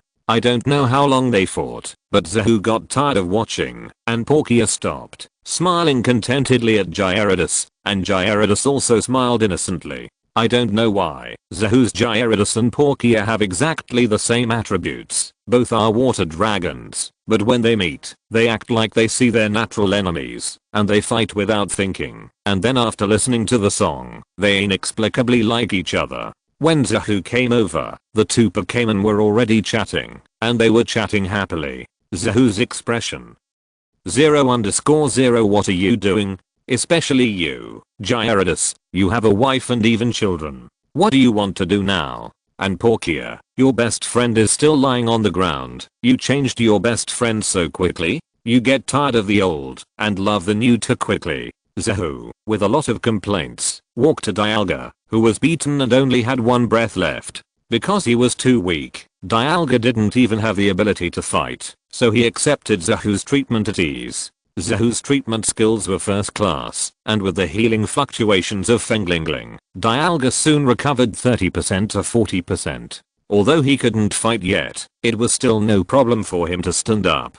And after a kind and friendly exchange with Palkia, Dialga had perfectly sobered up and deeply realized his shortcomings. Zahu saw that the atmosphere was good, so he communicated with Dialga again, explaining that neither it nor Palkia had invaded each other's space, but the space was dislocated, so the two were irrelevant and met. Dialga looked at Zahu and seemed to believe Zahu's words, or maybe he glanced at Gyarados and felt that he couldn't beat him, so he left consciously and promised that if he met Palkia in the future, he would not fight casually. After solving the problem, Palkia was also satisfied. After bidding farewell to Gyarados, he also disappeared in front of Zahu and others. Chapter 460, Out of Control Hard Scale Treasure. This airship is pretty good. It's just a little worse than the one we got from the Navy fleet. Inside the Galaxy team's airship, Kajiro and Meow Meow searched through boxes and cabinets. They almost completely dissected the airship. In terms of looting, Kajiro and Meow Meow's skills are innate, and they don't even need to practice. It's natural. Soon, everything in the Galaxy team's airship was turned out. Meow Meow was so crazy that he took out the underwear of Zengxing and Suxing. In Meow Meow's words, this is how agents hide. As for the privacy of men and women, it's not easy to be casual. He is a cat, neither male nor female, at most a male cat. Although nothing was found in the end, Meow Meow said that these were not a big deal. The only pitfall was that Zinlinbeo, Jigglypuff, Windbell, Monini, Guoran Weng, Xiangli and others were all led astray. They were like a few large mice rummaging around in the Galaxy team's airship, looking for things in the west, gnawing in the south, and gnawing in the north. Especially the heart scale treasure, it seems to have awakened some special properties. It bit a hole in the iron door of a safe in the airship. After chewing it for a few times, the heart scale treasure showed a satisfied expression. It tastes like chicken, delicious. Crunch. After a few crisp sounds, the heart scale treasure ate the whole safe, and then looked at the round ball in the safe, looking thoughtful. Meow Meow, big brother, let us find something. You said you want to find something good. Is this it? But it looks delicious. Staring at the round gem, the heart scale treasure swallowed a few mouthfuls of saliva, a little bit unable to resist. After thinking for a long time, the heart scale treasure suddenly opened his mouth and bit the round gem.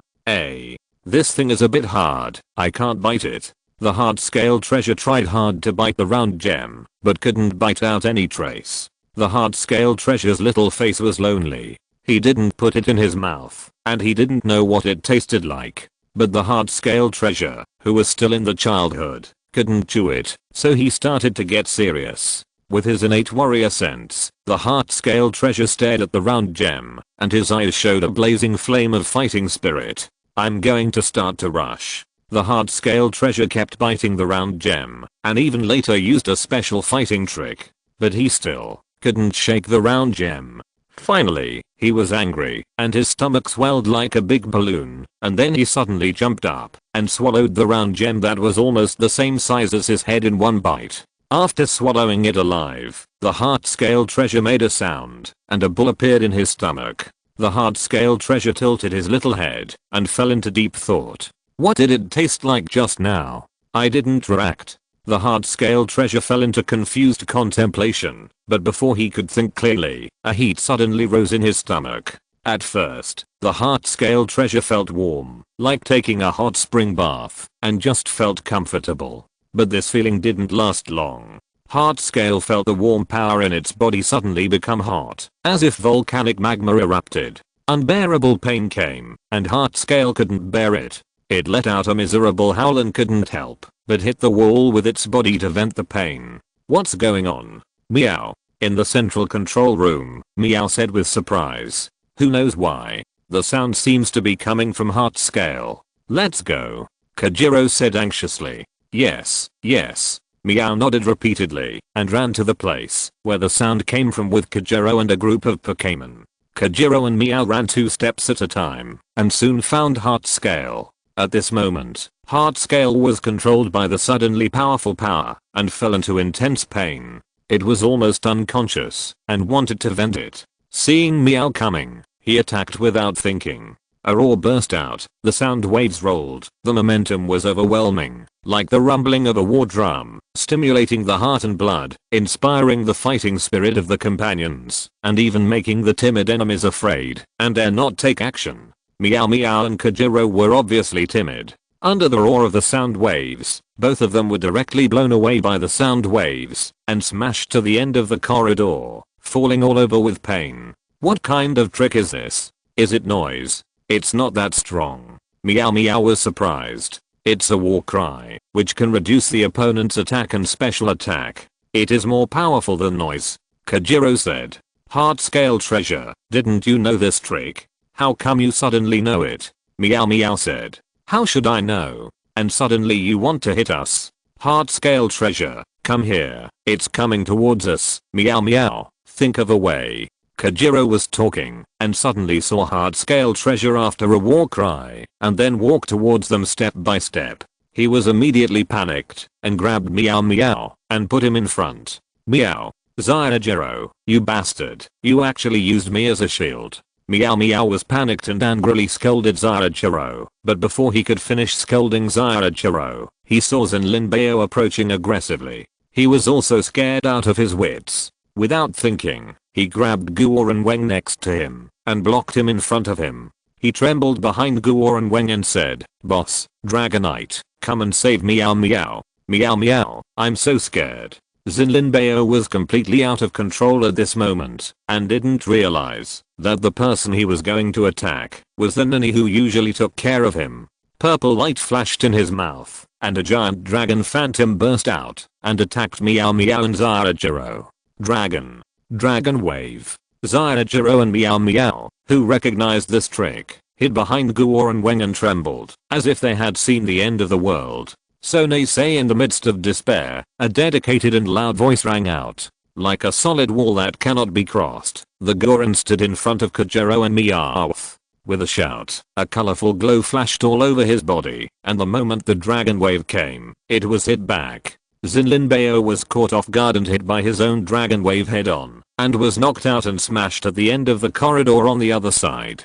Kajiro and Meowth escaped death, and hugged the Goron, thanking him profusely. Sonei Goron shouted again, and the light on his body continued, but his expression was as calm as ever. Isn't it just a dragon wave? Is it necessary to panic? When Zahu was training it, even Dragonite's dragon wave came up. Although it has been devastated, the Goron's defense has risen to a terrifying level. Ordinary energy attacks cannot cause any damage to the Goron. Physical attacks are still possible. After all, the Goron is not heavy enough and its footing is unstable. As soon as the thought flashed through his mind, Guoran Weng saw the heart scale treasure rushing towards him at the end of the corridor like a cannonball, hitting him hard. Guoran Weng panicked and quickly used his return punch to knock the heart scale treasure out again, but just as he was out, the heart scale treasure rushed over again. Then, bang, bang, bang, continuous sounds rang out, and Guoran Weng panicked. Chapter 461, Jigglypuff, none of them are useful. Roars and Linbeo roared to the sky, the sound waves rolled, and the terrifying power surged, rushing straight towards Zyajiro and Maomio. Zyajiro and Maomio hugged each other, trembling. Guoran Weng struggled to survive. Zyajiro, Zinlinbeo is out of control now, you quickly let Fenglingling use the healing bell to wake Zinlinbeo up. Meow. Maomio hugged Zyajiro tightly, with a face full of fear. No, now Zinlinbeo is so terrifying. What if Fenglingling is injured? Zyajiro firmly objected. That will kill us. Maomio said. It's okay, the old man will come to save us. Zyajiro said, even if he was killed, he would not let Fenglingling, his first love, suffer any harm. Zyajiro. Maomio had a look of grief on his face. His eyes were straight. Can you bear it? It's useless. I won't let Fenglingling suffer any harm, even if it's just a little bit. Zyajiro said. With Guoran Weng here, how can there be any harm? Maomio said. What if? And what if the healing bell makes Guoran Weng lose his fighting spirit and he can't stop Zinlinbeo? Zyajiro said loudly. Maomio looked at the stubborn Zyajiro and almost wanted to attack him with crazy claws. Guoran Weng didn't even have time to chat with Zyajiro and Maomio. He concentrated on defending against Zinlinbeo's attack. As the attack power of Zinlinbeo increased, Guoran Weng also quickly improved his defense level and became an invincible shield guarding in front of Zyajiro and Maomio. Zinlinbeo used all his attack tricks to hit Guoran Weng. Although he couldn't shake Guoran Weng at all, he found a way to vent his power. Bang! Zinlinbeo used the Iron Head skill and hit Guoran Weng hard, making a shocking sound, and the whole airship shook violently. Guoran Weng gritted his teeth and exerted the power of the return punch to the limit. With a sudden thrust, he hit Zinlinbeo on the top of the airship. Kajiro and Meow Meow breathed a sigh of relief, looked at each other, and thought, it seems that we can survive this. Just when they were relieved, the heart-scale treasure that was hid on the top of the airship suddenly shone with a strong white light. This evolved.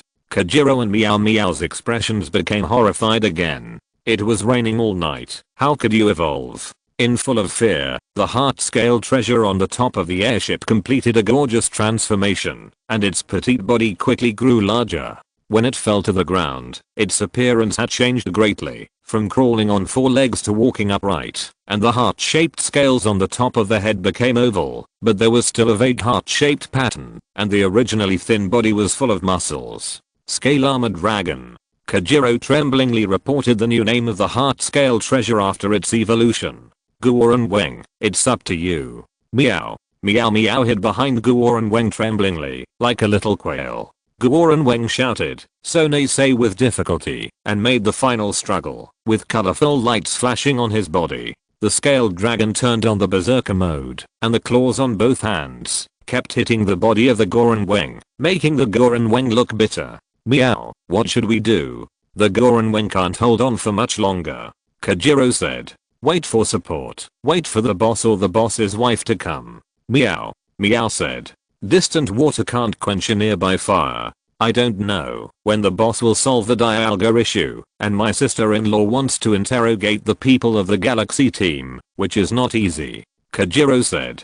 Then what should we do? Meow looked flustered. Barely at the moment, when Kajiro and Meow fell into despair, Jigglypuff stood up bravely, patted his chest with his short hands, and stood in front of Kajiro and Meow. Kajiro and Meow's eyes lit up, and for the first time, they felt that Jigglypuff was so cute. Jigglypuff handsomely took out the marker, and stood behind the Goran Weng, ready to sing. Kajiro and Meow stepped back obediently, and welcomed the singer to the stage. Belibbly Jigglypuff sang with all his heart, showing off his singing voice. The beautiful music echoed in the airship, and a strong sense of sleepiness swept through the hearts of everyone and Pokémon. Not long after, they all fell down. Lying in the airship, snoring. Zahu, who had just dealt with Dialga, walked towards the airship. Before he arrived, he heard Jigglypuff singing, and looked a little confused. Why is Jigglypuff singing again? Didn't you promise me that you wouldn't sing casually? Or does he not want to drink milk anymore? Zahu walked into the airship with a strange look on his face. The first thing he saw was the scaled dragon lying on the ground. He was slightly stunned. Heart Scale evolved. But with Heart Scale's current situation, without the influence of external factors, it will take at least 2 months to evolve. Why did it evolve now? Barley Jigglypuff, the only sober person in the airship, jumped in front of Zahu with joy, raised his head, and looked like he was asking for praise. Although he was curious, Zahu still bent down, picked up Jigglypuff and said, "Why are you singing again? What happened?" Jigglypuff talked and gestured, and told everything that happened before. You mean that the heart-scaled treasure suddenly evolved, and then lost control and attacked you, and you became a hero, and saved everyone in the end? Zahu said. Barley Jigglypuff nodded firmly, indicating that Zahu was right. It evolved suddenly, and after the evolution, its power was so strong that it almost broke through Goran Weng's defense. Zahu looked at the scaled dragon on the ground in surprise. Goran Weng's defense was trained by him personally, and the limit it could withstand was an incredible value, and the force after the double rebound was even more incredible, but the scaled dragon could actually withstand it and counterattack. Not to mention the scaled dragon, even the staff tail scaled dragon is not enough. Yes, it evolved, and after the evolution, it is so fierce and ugly. Jigglypuff said in Elvish with disgust. Living creatures are cute when they are small, but they tend to be ugly when they grow up. Zahu said with a smile. Just like in the previous life, no matter what kind of dog it was cute when it was small, but when it grew up, no matter what its original breed was, it had nothing to do with cuteness. The same is true for the scaled armored dragon. Although the evolved scaled armored dragon is indeed a little ugly, with no aesthetic appeal, or even ugly, but it is a Pokémon of Lala. So please be considerate. It's good as long as it is strong. As long as it is not horribly ugly, it will be the same after looking at it for a long time. So, I will never evolve. Jigglypuff said. Your evolved Jigglypuff is also a cute pet, just a little bigger, but it is still cute. Zahu said. Jigglypuff's family of 3 are all cute. Barley Jigglypuff turned his head to indicate that he didn't want to listen. Originally, I thought that the little one would compete for favor, but now it seems that it is all nonsense. I'm still the cutest. Zahu let it be, looked down at the scaled armored dragon, and frowned. What is going on? As he touched the armored dragon's body, he felt a mysterious bulge in its belly, which made him even more confused.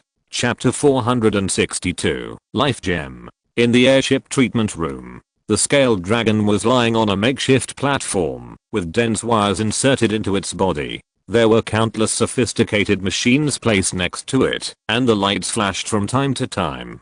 The connected monitors showed the scaled dragon's status most intuitively. 6-dimensional data, development status, health status, internal energy. Zahu scanned all of them, especially when he saw the final data analysis of internal energy. A rare shock appeared on his calm face. The energy monitoring analyzer is used to analyze the 18 attribute energies in the body of Pokémon. After the hard-scaled treasure evolved into the scaled dragon, its attributes became fighting and dragon attributes, so the fighting and dragon attribute energy should be the most. In addition, there will be general attribute energies, because the hard-scaled treasure also has general attribute tricks, and general attributes are the most peaceful, and almost all Pokémon have them. However, the attribute energy in the hard-scaled treasure is not a situation where fighting and dragons share the world. Instead, the 5 forces of land, water, grass, electricity, and dragon jointly dominate, forming the lineage of the 5 hegemons of the spring and autumn period.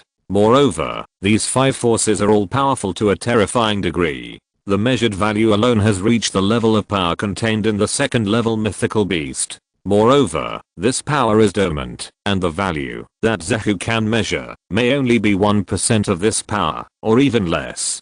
Fortunately, this power is mild, otherwise the scaled dragon would have exploded long ago. Scaled dragon, is it okay?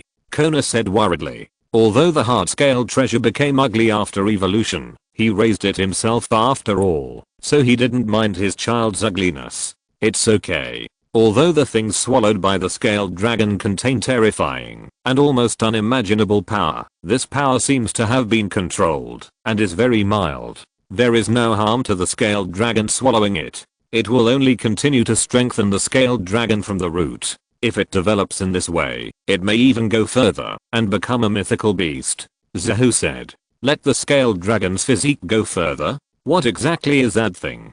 Kona was shocked. The final evolution of the scaled dragon, the staff-tail scaled dragon, is basically at the top of Pokémon in terms of innateness. If it goes further, will it be on the same level as Lugia and others? If I'm not mistaken, it should be the legendary Life Gem.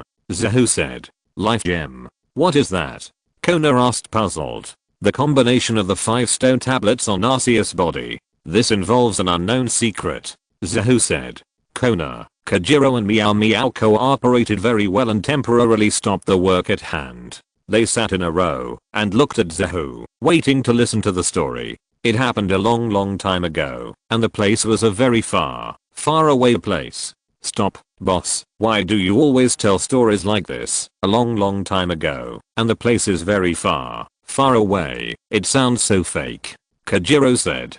Do you want to listen more? Zahu glared at Kajiro unhappily. No, I didn't say anything.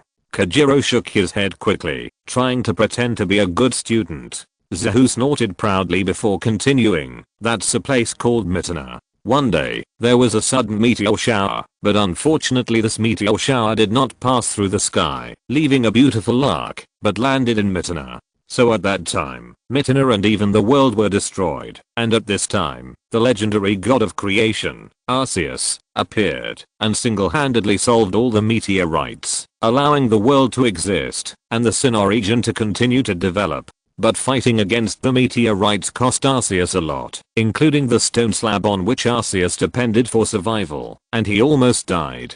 Fortunately, at this time, there was a man named Damas in Mitana who accepted the commission of fate, stepped forward, found a stone slab, and gave it to Arceus, allowing Arceus, who was on the verge of death, to come back to life, and as a result, Arceus summoned all the stone slabs back, and resurrected on the spot with full status. Damas also gained Arceus' trust, and became Arceus' friend. At that time, although Midna existed because of Arceus, it was hit by a meteorite and could no longer grow any crops. In ancient times, this was a disaster.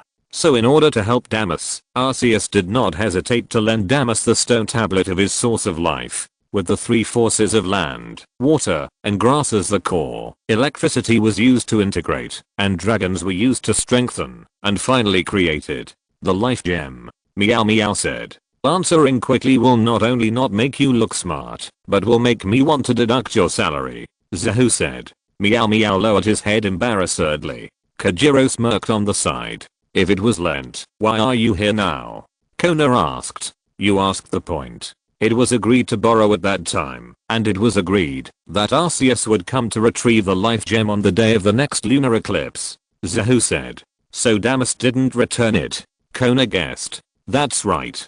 Damas thought that, after returning the life gem, the fertile Mytina would become barren again, so he not only did not return it, but attacked Arceus, causing Arceus to be unconscious until now. Zahu said. Here, Zahu lied.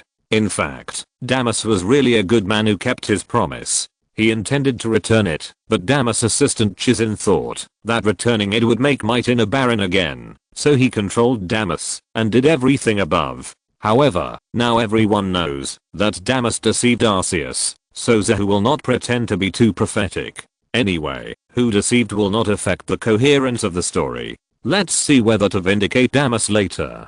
So shameless. How can you do that? It's despicable to attack your benefactor. Meow Meow cursed angrily. Indeed, it seems too selfish, and repaying kindness with enmity.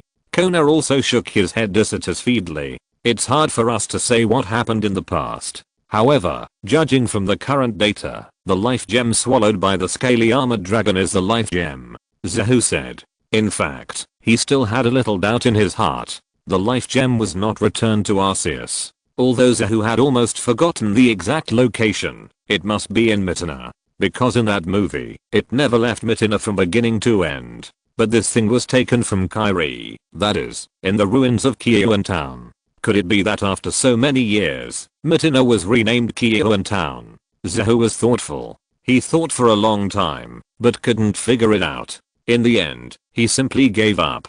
It was not a bad thing anyway. Before returning it to Arceus, it could make the scaly armored dragon fundamentally stronger. Chapter 463 Xiao Guang fails again. Tower of Time and Space. In the fighting arena, smoke and dust rolled, and three Pokémon fought fiercely. Lucario had a cold and arrogant face, and the steel on his body shone with a cold metallic luster.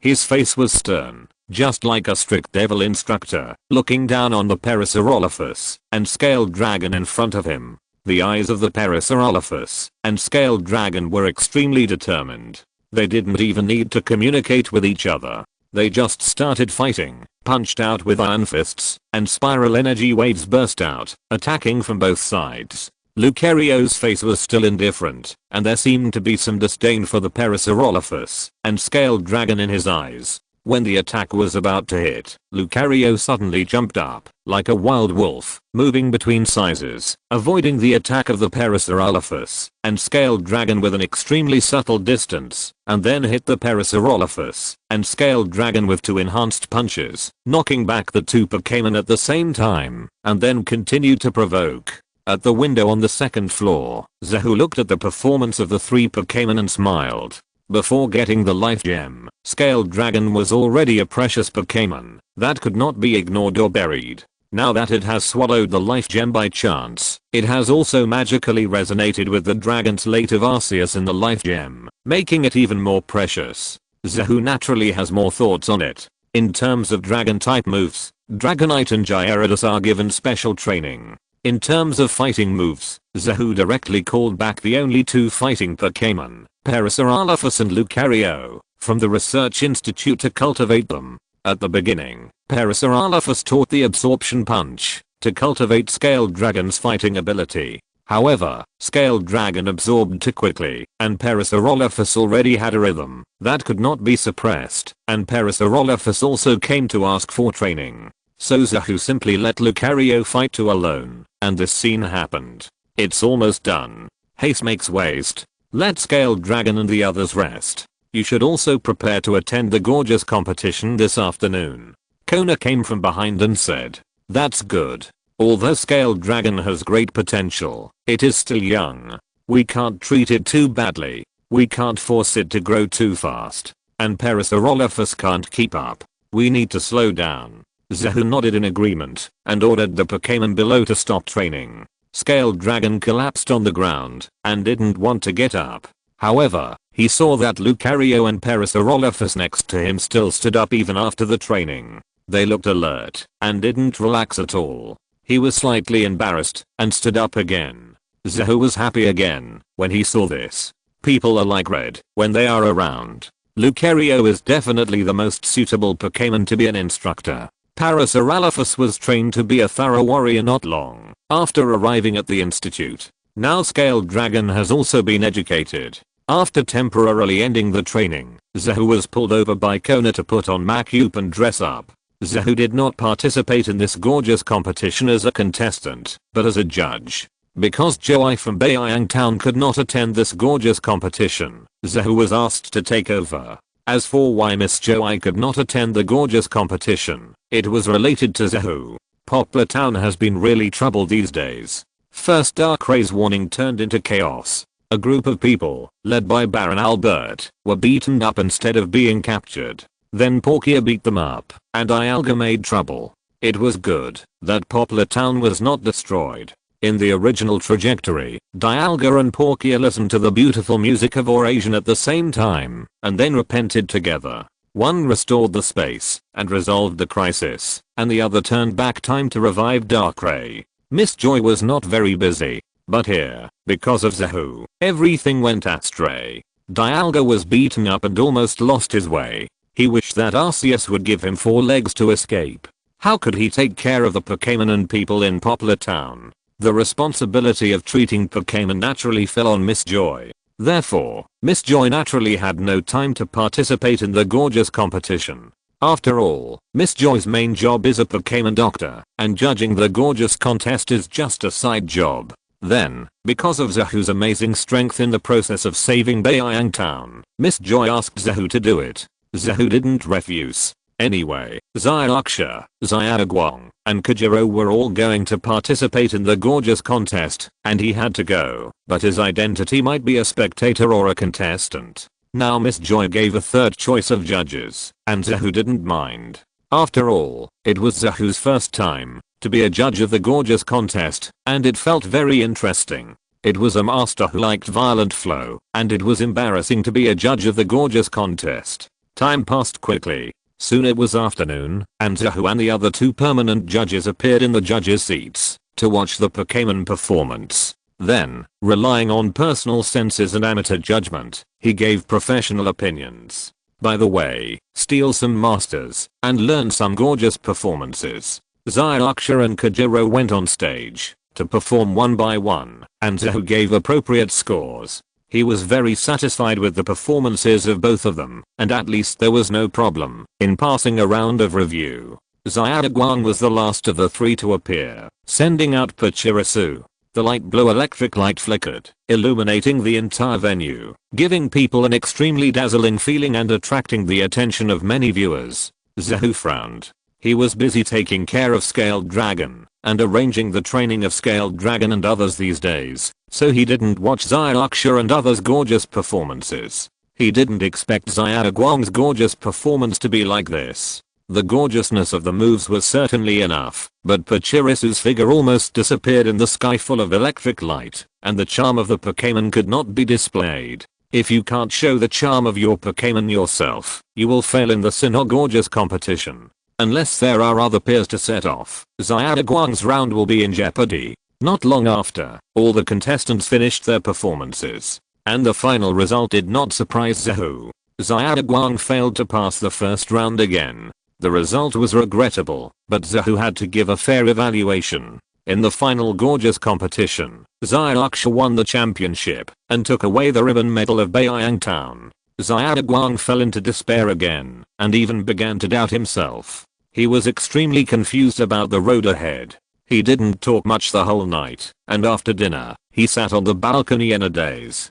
Zyozzy and the others were tactful and didn't disturb him. Finally, Kona came forward to guide Xiaoguang and pointed out the problem. The next morning, when Xiaoguang appeared in front of everyone, he looked like he had been resurrected on the spot in full condition. He was full of energy and looked young. However, whether it was a real recovery or a fake recovery, no one knew it except Xiaoguang himself. Zahu didn't say much and left everything to time, as well as Zyozzy, Zyuxia and Xiaoguang's companions. Then, the group set off together in the direction of Pallet Town, where a gorgeous competition was about to be held. Chapter 464, Valley of Rocks. Leaving Baiyang Town, Zahu and his group set off in the direction of Pallet Town. On the way, they passed a large canyon with towering rocks. The wind blowing through was much more venomous than in other places, making people uncomfortable. It was just a wild trip, and it was common to encounter such an environment. Even Xiaoguang, who had the shortest travel time, had no complaints. He just wanted to get through here as soon as possible. Deep in the canyon, they suddenly heard the sound of fierce fighting. When Zyozzy heard the sound of fighting, his eyes lit up like a cat seeing a fish and walked quickly to see a huge deep pit where a nonsense tree and Kadora were fighting fiercely. Kadora used steel attribute tricks to restrain the nonsense tree, but was imitated by the nonsense tree and counterattacked one by one. The two Pokémon fought back and forth, and the battle was fierce. There were also a group of Pokémon such as Geodude, Rhyton, Onix, and Tyrannosaurus watching next to the deep pit. All rock Pokémon. It seems that this is the base camp of rock Pokémon. Zahu said. Boss, on the map, this place is called Rock Valley, and this pit is called Rock Pit. It's a special battle arena for rock Pokémon. Meow Meow explained. Rock Valley? A special battle arena for wild Pokémon. Really good. Zahu smiled. Although it is difficult to determine the exact strength without specific research, the Hoshishu and Kadora in the pit are basically at the elite level, and the self-training effect is good. Brother also said that the strength is good, so it must be very good. I will also go. Zyozzy was excited and rushed up with Pikachu, ready to fight. However, Zyozzy had just taken a step, and the rock Pokémon watching around the deep pit showed their vigilant eyes, especially the many Geodudes, who stood in a row and formed a solid defense line in front of Zyozzy. What? Isn't it a Pokémon duel? I'm joining in too. Zyozzy asked puzzled. A Tyrannosaurus Rex seemed to be the leader. When he heard Zyozzy's words, his mouth opened and closed, speaking Elvish that Zyozzy couldn't understand at all. Zyozzy was confused, but Pikachu understood. Then he gestured with his hands, pointing at the group of rock Pokémon to indicate that they could, and then pointing at himself to indicate that they could not. Pikachu, you mean that only rock Pokémon can fight in this pit, and Pokémon of other attributes cannot fight? Zyozzy said. Pikachu nodded happily, indicating that Zyozzy was right. Zahu was watching from the side, and found it funny. Zyozzy could only reach the maximum level of Elvish when facing Pikachu. You need a rock-type Pokémon. I can't do that. Zyozzy came back dejectedly. Then let me do it. As a former gym trainer of the Nibe Gym, I can't ignore the challenge of a rock type. Xiaoguang stood up with a serious face and released the nonsense tree. Zahu saw the nonsense tree, and there was a smile on his face. When he first calculated Xiaoguang's rock Pokémon, he forgot that in addition to Geodude, Xiaoguang also had such a rock Pokémon. Seeing that it was a rock Pokémon like the bullshit tree, Tyrannosaurus and Geodude really made way for the bullshit tree to join the battle. The wild bullshit tree in the pit saw Xiaoguang's subdued bullshit tree, and it was eager to fight. The opposite Kadora also left to make room for Xiaoguang's bullshit tree. The two bullshit trees immediately started a battle. At the beginning, the wild bullshit tree had some advantages. After all, the wild ones had experienced many battles and had fought for a long time in this arena, while Xiaoguang's evolution had not been long. However, Xiaoguang's level was there. The elite level trainer was not fake. With the tactics, the wild bullshit tree was quickly defeated. Come back, bullshit tree. After winning the duel, Xiaoguang decided to take back the bullshit tree. However, before the red light of the Pokeball could take back the bullshit tree, a Geodude jumped out to block the red light and showed an angry expression to Xiaoguang. What's wrong? Do you want to fight again? Cyanogang asked curiously. Geodude had a look on his face that said this was no nonsense, and then, in the deep pit, a large Onix suddenly jumped up and glared at the nonsense tree with a ferocious look. Onix? Cyanogang's eyes shone with a little nostalgia. His first Pokémon was Onix, but now it has evolved into Steelix. Cyanogang, keep fighting. You got on this stage and won. Then there are only two consequences. One is to be beaten down by their cartwheels, and the other is to defeat all their Pokémon. You can choose one. Anyway, it's impossible to leave in the middle of the fight. Zahu laughed on the side. How can you leave after winning? How can it be so easy? So shameless? Cyanogang said on the side. What do you think? It's natural when outsiders intervene. Zahu laughed. Then can Cyanogang beat it? Cyanogang said.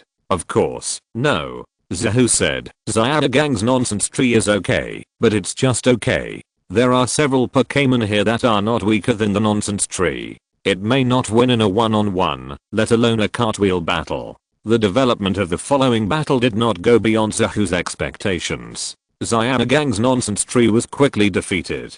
After struggling to defeat the next big rock snake, it lost its fighting power and could not even fight the third Pokémon. A group of wild rock Pokémon cheered, thinking that they had defended the honor of the Pokémon in the valley. They even made provocative and proud noises towards Zahu and his group.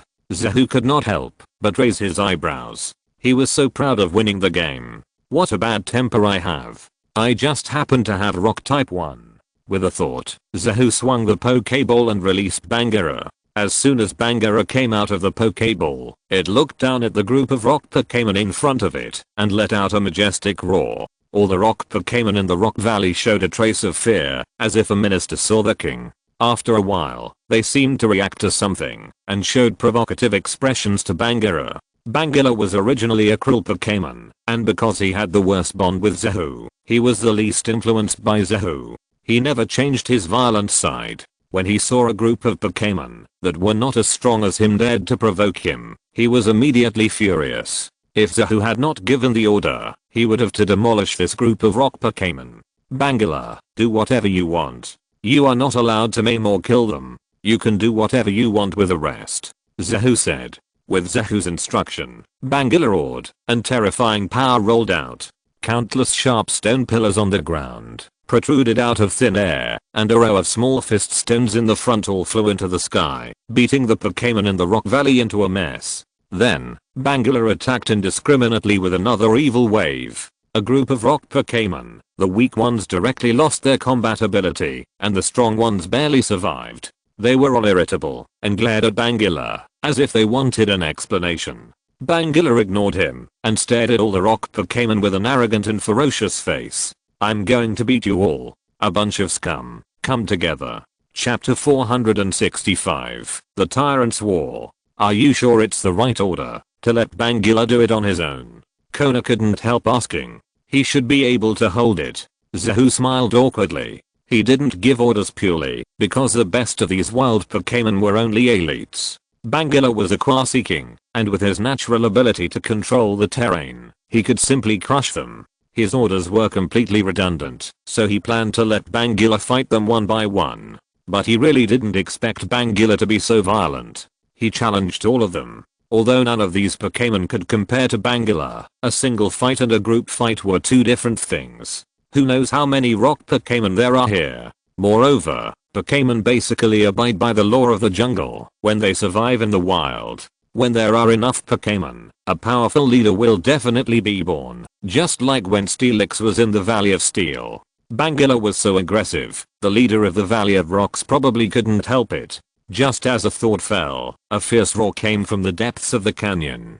The voice contained a strong anger, and the whole canyon was shaking. Zahu smiled bitterly and looked into the distance. He saw smoke and dust. There were at least dozens of Pokémon. If there were more, he would not dare to think. This group of wild Pokémon were very fast. They arrived soon, and Zahu saw the leader of the rock Pokémon in the canyon. Zahu was surprised to see this leader for the first time, because it was a wild Bangara. If it was in the Silver Mountain of Johto, it would not be surprising. It was reasonable, but this was Sinnoh. Not to mention the fully evolved Bangara. Even seeing a wild Ukira was surprising. The wild Bangira just came out and saw the small Geodudes lying on the ground. It was immediately furious and glared at Bangira. Bangira was not to be outdone and glared back with fierce eyes. A terrifying atmosphere formed between the two Bangira. Zahu's Bangira had a strong sense of first attack. The wild Bangira was slow to act, so Zahu's Bangira took the initiative and burst out with an evil wave. The wild Bangira also used evil waves to fight back. The two evil energy waves collided violently and impacted each other. The wild Bangira did not move a step, while Zahu Bangira was knocked back several steps by the energy wave before stopping. The gap between the two was immediately apparent. Zahu was surprised that this wild Bangira could beat his Bangira in the collision of energy waves. It was at least a quasi-king level that was good at special attacks, and it was very likely a king level Pokémon. Thinking that it might be a king level Pokémon, Zahu was shocked by his own guess. King level Pokémon, although the Pokémon in Zahu's hands are only second class, but this does not mean that the king level is not strong. Except for the group of mythical beasts that stand at the top of Pokémon, the Pokémon in the wild are at most quasi-king level. Generally, the stronger ones in the eyes of ordinary people are elite level. Otherwise, what are humans for? Except for a few places like Charizard Valley and Johto, the appearance of a top-level Pokémon is a surprising thing, especially since this Bangira is not in Silver Mountain but in SYNOPSIS, which is even more abrupt. Could it be that some top-level trainer retired or died and then released it? Zahu guessed in his heart that after all, the lifespans of humans and Pokémon are mostly disproportionate. Many times, a trainer dies and the Pokémon does not even reach middle age, and then it is unwilling to be a Pokémon for the trainer's offspring, which is also very normal. Or a Pokémon follows the trainer to become stronger, but the trainer retires, and the Pokémon feels that it can no longer become stronger, so it also leaves. These are all normal things. Zahu's Bangira also realized that the wild Bangira in front of him was unusual, and the fighting spirit in his eyes was ready to move. The relationship between it and Zahu was a very normal relationship between Pokémon and trainer, just to become stronger. Now that he met a strong man who was of the same race as himself, his fighting spirit was extremely strong. His right hand flashed with white light, and he attacked directly and delivered a tile-splitting move. Obviously, as a fellow Bangira, he knows Bangila's weakness best. Fighting type special moves can't stop. The wild Bangila was also unwilling to be outdone, waving a more fierce concentrated attack, and the two fierce fighting special moves collided. After the fierce collision, Zahu's Bangila was still at a disadvantage. But Zahu's Bangila still fought hard and unyieldingly. The two Pokémon fought fiercely, just like two heavy tanks colliding, making sand and rocks fly, and the ground was shaking violently. After a long time, the wild Bangila suddenly punched and beat Zahu Bangila back. Zahu Bangila staggered and retreated a lot before barely holding on. The wild Bangila still had a calm expression. It was obvious that it didn't take much effort to beat Zahu's Bangila. He looked at Zahu Bangila with a contemptuous look, and a group of rock Pokémon behind him cheered in celebration. Zahu raised his eyebrows, revealing a trace of dissatisfaction. Although Bangila and he were not very compatible, it was his Pokémon after all. Laughing at Bangila was laughing at him. Although Bangila was lacking in strength, the Bangila on the opposite side had no rules for fighting. If he commanded, even if he could not win, he could still lose 1,000 and injure 800. Not to mention that there were other Pokémon. Bangila ordered Zahu at this time. Zahu frowned slightly. Bangila meant to undergo super evolution. But super evolution is not just about the improvement of strength, but also the transformation of the body and the change of mentality that comes with it. Just like in the animation, Corny Lucario in the Kalos region could not be controlled after super evolution. Especially Bangila originally had the attribute of a tyrant. After evolution, it was even more difficult to control himself. If it super evolved, there was an 80% probability that it would not obey Zahu's command. And if it did not obey Zahu's command, with Bangila's hastily evolved form, it would probably not be the opponent of this wild Bangila. However, it could cause serious damage to this Bangila. Zahu was still hesitant, and the wild Bangila suddenly said something to Zahu Bangila, who was furious and urged Zahu. Zahu had no choice but to nod, revealing his super evolution keystone. and activated super evolution. Colorful light bloomed and fell on Bangula.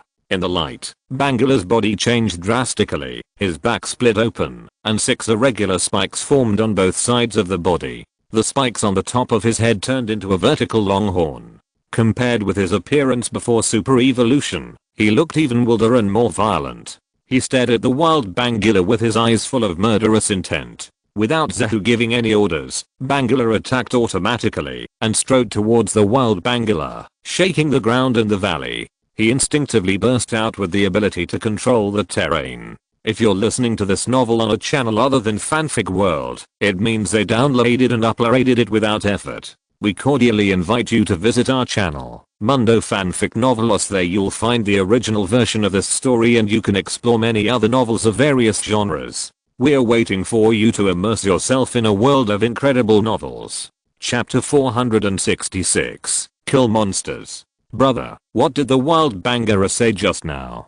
Bangura, you're so angry. Zyos, he asked curiously. Zahu looked embarrassed. The words of the wild Bangura just now were also a little shameful. Huh? Is there a problem with what you said just now?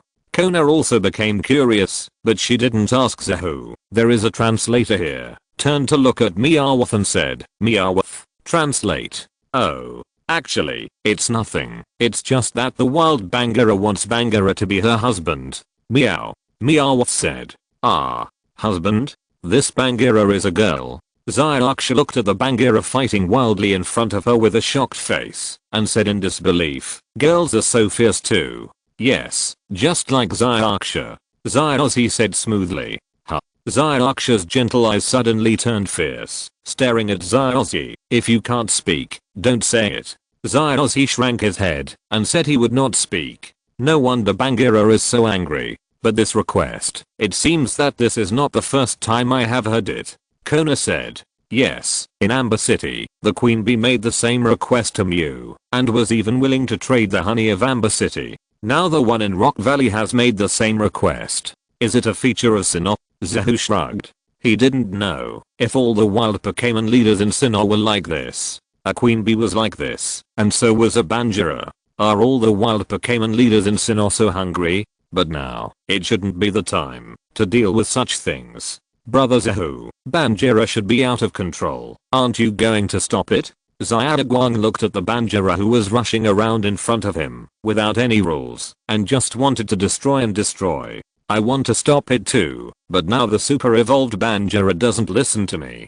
I can't command him, unless I let the Pokémon beat him up. But now the wild Bangura on the opposite side has already fought with Bangura.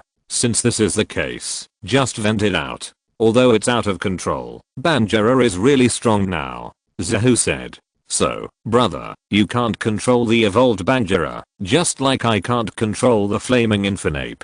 Zyos, he said. Zahu raised his eyebrows and glared at Zyos. If you can't speak, don't speak. Zyos, he is right. You really need to practice more in this area. Kona said. That's right. Zahu sighed and admitted his problem. Because Zahu's strongest main forces have achieved eternal super evolution, Zahu doesn't pay enough attention to the short-term super evolution. In addition, in the Pokémon duel, if Zahu doesn't evolve with Articuno, he can probably make 2 Pokémon achieve super evolution.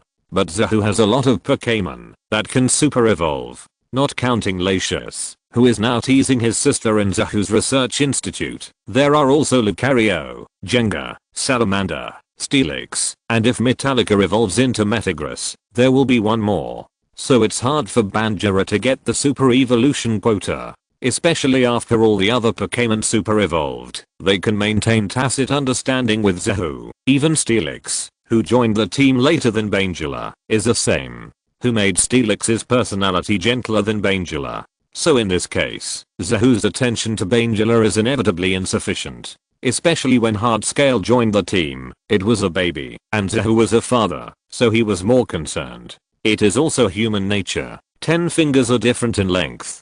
Zahu can only deal with disputes in normal times, treat them equally, and teach them equally. In terms of training plans, he also teaches students according to their aptitude, and makes special plans for each Pokémon. In terms of personal feelings, Zahu is not a machine. How can he output evenly? Bangela is originally a desert tyrant with a rebellious personality. Zahu may not be happy to please it, let alone take the initiative to find Zahu. So that's it. However, no matter how many reasons there are, it is not an excuse for Zahu and Bangela's insufficient bond. If a trainer cannot command his own Pokémon, it is the trainer's fault. There is no excuse. The super evolved Bangela didn't know that Zahu had so many thoughts. After being filled with the powerful super evolutionary power, its brain almost lost its mind, and it was full of fighting. Everything in front of it wanted to be destroyed. A thunderous roar broke out, and the super evolved Bangela stepped on the ground. The violent power surged, and the ground of the entire canyon was deformed. Sharp and thick rock pillars rose from the ground. The rock Pokémon standing behind the wild Bangela and cheering 666 were all hit hard by the terrifying rock pillars. A sandstorm suddenly arose, and the overwhelming sand and dust flew, blocking everyone's sight, and the whole canyon became dim. Bangela's attribute combination is very unfavorable, but in the wild, especially in group battles, Bangela is a well-deserved overlord. Wild Bangela has lived for so many years, but this is the first time I have seen Bangela in this form. I have a little doubt about myself.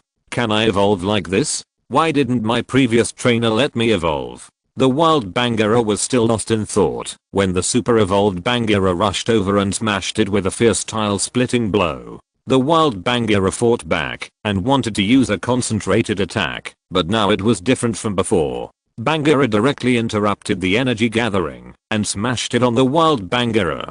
Bangera felt the pain and immediately launched a counter-attack, and he didn't care about anything else. He only focused on fighting. He forgot all the tactics and skills because of his passion and kept rushing. The two Bangeras fought fiercely, and their ferocious instincts took effect because of their passion. It was like two prehistoric monsters fighting. They fought until the sky was dark, the sun and the moon were dim, and the sand and rocks were flying. In the end, Zahu's super evolved Bangera ran out of energy and turned back to his original form. He was knocked down by the wild Bangera with one punch. The wild Bangera excitedly raised his neck and roared loudly, venting the joy of the winner, and at the same time, stopped the sandstorm that had been raging around.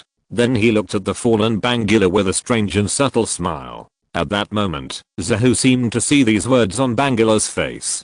"Beauty, you'd better obey me." Zahu felt a chill and released Lucario without thinking. Lucario moved quickly and hit the beauty-obsessed Bangela with a fierce punch. The 4 times restrained damage, plus the damage caused by the previous battle with Zahu Bangela, the wild Bangela fell gloriously. Then, Lucario looked down at the remaining Pokémon, still with a provocative look, and the rock Pokémon that survived the fierce battle between the two Bangelas became angry and irritable. Without thinking, they rushed up and attacked Lucario. Lucario accepted everyone who came. 1 punch. 2. It has been at the stage of Quasi King for some time, and it is just a little short of reaching the King level, so it needs to fight. Seeing this, Zahu immediately sent both the Parasaurolophus and the Scaled Dragon. Although the development of the situation was a little beyond his expectations, he had already fought, and he had even defeated the other boss, so he might as well fight to the end. Anyway, after this encounter, we will basically never meet again. It's not fun to just do a job and leave. Zahu looked at Zyozzy and said, "Do you want to kill monsters together?" Chapter 467 Xiaoguang's Heart Knot.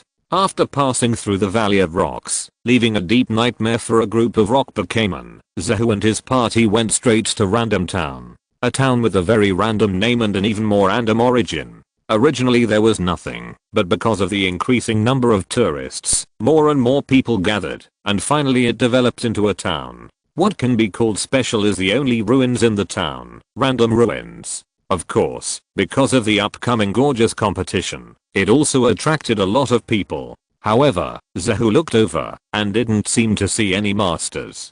I don't know if it's because Random Town is really too remote. This time, Zahu didn't think of participating in the gorgeous competition.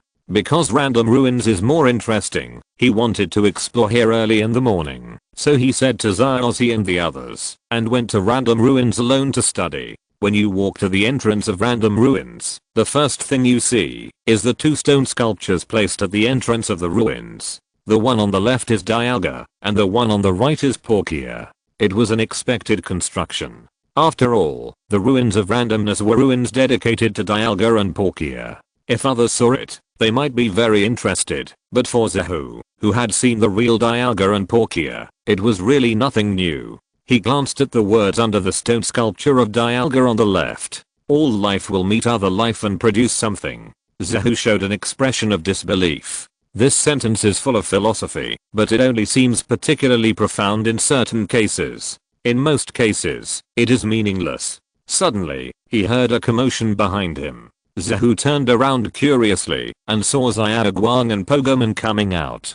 Xiaoguang, you are not going to sign up and prepare to participate in the gorgeous competition. What are you doing here? Zahu asked curiously. I don't plan to participate in this gorgeous competition. I plan to rest for a while. Xiaoguang said. Not planning to participate? You are still immersed in failure and can't get out of it. Zahu said. That's fine, but I really think I'm not suitable for the grand tournament. And I don't know if I'm suitable to travel with Xiaozi and Xiaoxia. I'm afraid that I can only become a burden to the passionate Xiaozi and Xiaoxia. Xiaoguang said with a disappointed look. Can't you get up after being hit? You are really not as good as Xiaozi in this regard. Xiaozi, ordinary hits have no effect on him, but he will shamelessly get close to him. Just like when fighting against the pyramid, Lacey failed once and was almost beaten to doubt his life. He planned to give up his identity as a trainer. I scolded him, and he continued to practice. Xiaozi, on the other hand, became more and more courageous. He lost twice in a row and challenged the third time. Zahu said. I think so too. So, brother Zahu, should I give up traveling temporarily? Xiaoguang said with an increasingly confused look. Zahu walked to the stairs of the random ruins and sat down, then patted the place next to him, and Xiaoguang also went over to sit down. Do you like the grand tournament? Zahu said. I like it. Xiaoguang hesitated and said, she really likes it. She has admired her mother since she was a child. She is an excellent top coordination trainer. She has imagined that she can become such a top coordination trainer. Then do you think you have no talent? Zahu said. Maybe. Xiaoguang said. But I think you do. If you say so, it's like slapping me in the face. Zahu laughed. Ah. Xiaoguang was stunned. Believe me, you are talented in performing in the gorgeous competition. It's just that you competed twice. The first time you paid too much attention to the gorgeousness of the special move and ignored the charm of the Pokémon itself, so you lost. The second time, the problem is still the same. What's more important is that you pay too much attention to victory and get nervous. You forget the true meaning of the gorgeous competition and even all Pokémon battles. Zahu said. What is the true meaning? Xiaoguang asked curiously. Growing up with Pokémon, victory and glory are not just for the trainer, but Pokémon and trainer. Have you not played with Pokémon and Curly these days? Zahu said. Yes, I really forgot during this period. Xiaoguang was surprised. Okay, take it easy. You can learn from Xiaozi. No matter what the situation is, as long as there are Pokémon around him, Xiaozi will face everything bravely. Of course, because of Xiaozi, his Pokémon will continue to become stronger. This is the biggest reason why Xiaozi, a child with average tactical talent and basically relying on a flash of inspiration, can get to where he is now. Zahu said. Try to forget about the gorgeous competition, play with Pokémon and curly ears, and relax yourself. Zahu gave his own advice. Such a leisurely method is not very useful for ordinary people, but Zahu believes that Xiaoguang's talent can understand it. I understand, I will try. Xiaoguang said. Don't be discouraged. Pallet Town is not far from Vale City, and I'm too lazy to separate from you and meet again. Especially in your situation. After challenging Vale City, I will take you to see someone. It's just right, and it's time to complete the instructions of President Darklanley. Zahu said. Who are you going to see? Xiaoguang said. Who else can it be, your idol Mikali? Zahu said. Master Mikali. Xiaoguang, who was originally confused and decadent, was like a chicken blood when he heard the three words Mikali. He was immediately full of energy and vitality. Calm down, because you may see me abuse him next, especially the beautiful melodic that accompanied him to conquer the north and south. You may see another side. Zahu said. Another side? Brother Zahu, don't you have a good relationship with Master Mikali? Xiao Guang was surprised. Having a good relationship is one thing, but abusing him is another thing.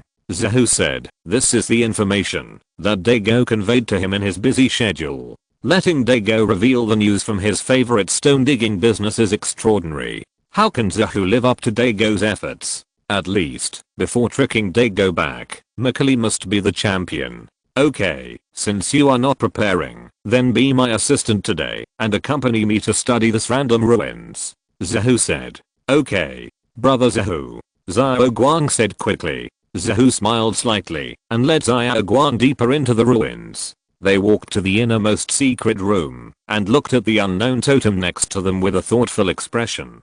Brother Zahu, is there anything different about this? Xiao Guang asked curiously. Yes, these are all living Pokémon. Zahu said. Alive. Xiao Guang was startled and quickly retracted his hand that was about to reach out to touch them. Yes, they are just sleeping. Do you want to wake them up? Zahu said. It's better not to. Xiao Guang said timidly. That's right, there is no benefit in waking them up. It's just that I came in a hurry and didn't bring anything with me, so I can't take out the gun key inside. Zahu looked at the wall and said, gun key. Xiao Guang looked confused. The legendary precious thing is related to Dialga and Palkia, but it doesn't matter if I don't know. Anyway, it's more meaningful to keep it sealed forever than to let it out. Zahu said. Oh. Xiao Guang nodded blankly. Chapter 468 Bangila's Choice. After exploring the random ruins and obtaining some information that Zahu was interested in, Zahu and Xiao Guang returned to the Pokémon Center. After that, Zahu walked to the open field and released Bangira. Raw Bangira appeared in the field and shouted to Zahu, hurry up and help me train so that I can improve my strength, return to the valley, and knock down that Bangira. No hurry, don't be busy with the problem of strength, let's talk about something else. Zahu patted Bangira on the shoulder and said. He said that Xiao Guang was too focused on the performance of gorgeous skills and victory and ignored playing with Pokémon, but in fact, he was also lacking in Bangira. When Bangira heard that it was not about strength, he immediately shrugged impatiently, swung Zahu's hand, and looked at Zahu with dissatisfaction. It has nothing to do with strength, why did you ask me out? Zahu frowned slightly, not knowing if it was an illusion. He seemed to see a sentence on Bangira's face. As long as we maintain a dirty training and trading relationship, why are we trying to get close? Zahu didn't speak for a long time. Bangira raised his head and roared impatiently, whether it's okay or not, just let me enter the baby bowl. Would you like some fresh milk from the big milk can? Zahu said. Bangira's face was even more impatient. If there's something to say, then what milk to drink? Zahu looked at Bangila's face carefully, deeply felt Bangila's impatience, and then confirmed that his approach was nonsense. This method works for foodies, but Bangila is obviously not a foodie. Finally, with a long sigh, Zahu patted Bangila on the shoulder and said, okay, let's not beat around the bush, and get down to business. Mega evolution requires emotional bonds, but there is a problem with our bond. If we keep it like this, you may not be able to mega evolve in the future, or change a trainer, find one who is more compatible with you. So, what do you want? Do you want to improve the bond together? If so, we both have to work hard. Bangila listened to Zahu's words and fell into deep thought. After a while, he shook his shoulders again and shook Zahu's hand off. It's better for us to just maintain a dirty trading relationship and not get too close. So, continue the previous relationship without focusing on the bond. Zahu said. Bangila looked at Zahu and nodded and said in Pokémon language, I want to become stronger by myself, as strong as the Bangila in the canyon, or even stronger, instead of relying on the power of others. You will die one day, and I will leave you one day. Don't want to mega evolve. Zahu looked at Bangila with a hint of surprise, and then sneered. There are hundreds of different people, and Pokémon are naturally different. My own Bangila has experienced being abandoned by the trainer, and naturally has a repulsion to humans. The bond of super evolution is a yearning for other Pokémon, but it is a burden and constraint for Bangela. Bangela nodded firmly and expressed his thoughts firmly. I have always said that we should respect the differences and personalities of Pokémon, but recently some Pokémon have been mass produced. Even if it is for the purpose of becoming stronger, there are thousands of ways to become stronger. Thank you, Bangela. Zahu looked at Bangela and said seriously. Bangela really taught him a lesson. Things that have been entangled for several days, in the end there is no need to entangle at all. I really became complacent, too self-evident, and thought blindly according to my own ideas. And this kind of thinking is exactly the most undesirable. When a person becomes complacent, starts to be self-righteous, and stops learning, then it is also the beginning of regression, because the world is moving forward. In particular, there is a saying that Zahu heard in his previous life. When a person stops learning, it is the beginning of becoming a greasy middle-aged uncle. Zahu didn't know whether this statement was correct or not, but Zahu knew that he could be happy, but he must not be complacent, let alone greasy. Are you here to participate in the gorgeous competition as well? At this time, a voice sounded. Zahu turned around and saw a young man with reddish brown hair and the eyes of the prince staring at Bangela with a burning look. No, I just came here with my friends. I don't plan to participate. Zahu said. Then are you free? My name is Jianwu, and I'm one of the contestants who are going to participate in the gorgeous competition this time. If you are free, I want to fight with your Bangela. The young Jianwu said. Want to fight? That's fine. A few to a few? Zahu said indifferently. Just relax. One-on-one is fine. Jianwu said. Okay, Bangela, get ready for a warm-up battle. Zahu patted Bangela. Bangela shook the green armor-like shell of his body and stared at Jianwu with a ferocious face. Jianwu walked to the side, keeping a distance from Bangela, leaving a place for the battle, and then said, thank you for your agreement. The Pokémon I want to send out to fight is this one. The Pokéball was thrown, and a red light flashed, and a Parasaurolophus appeared in front of Bangela. Parasaurus, it's a pity that you agreed to fight with Bangela, otherwise I really want my Parasaurus to come out and have a battle between Parasaurus. Zahu looked at Jianwu's Parasaurus. It was about 1.2 meters tall, which was the average height of Parasaurus. Its hair was smooth, but not particularly shiny. Its eyes were bright but not sharp.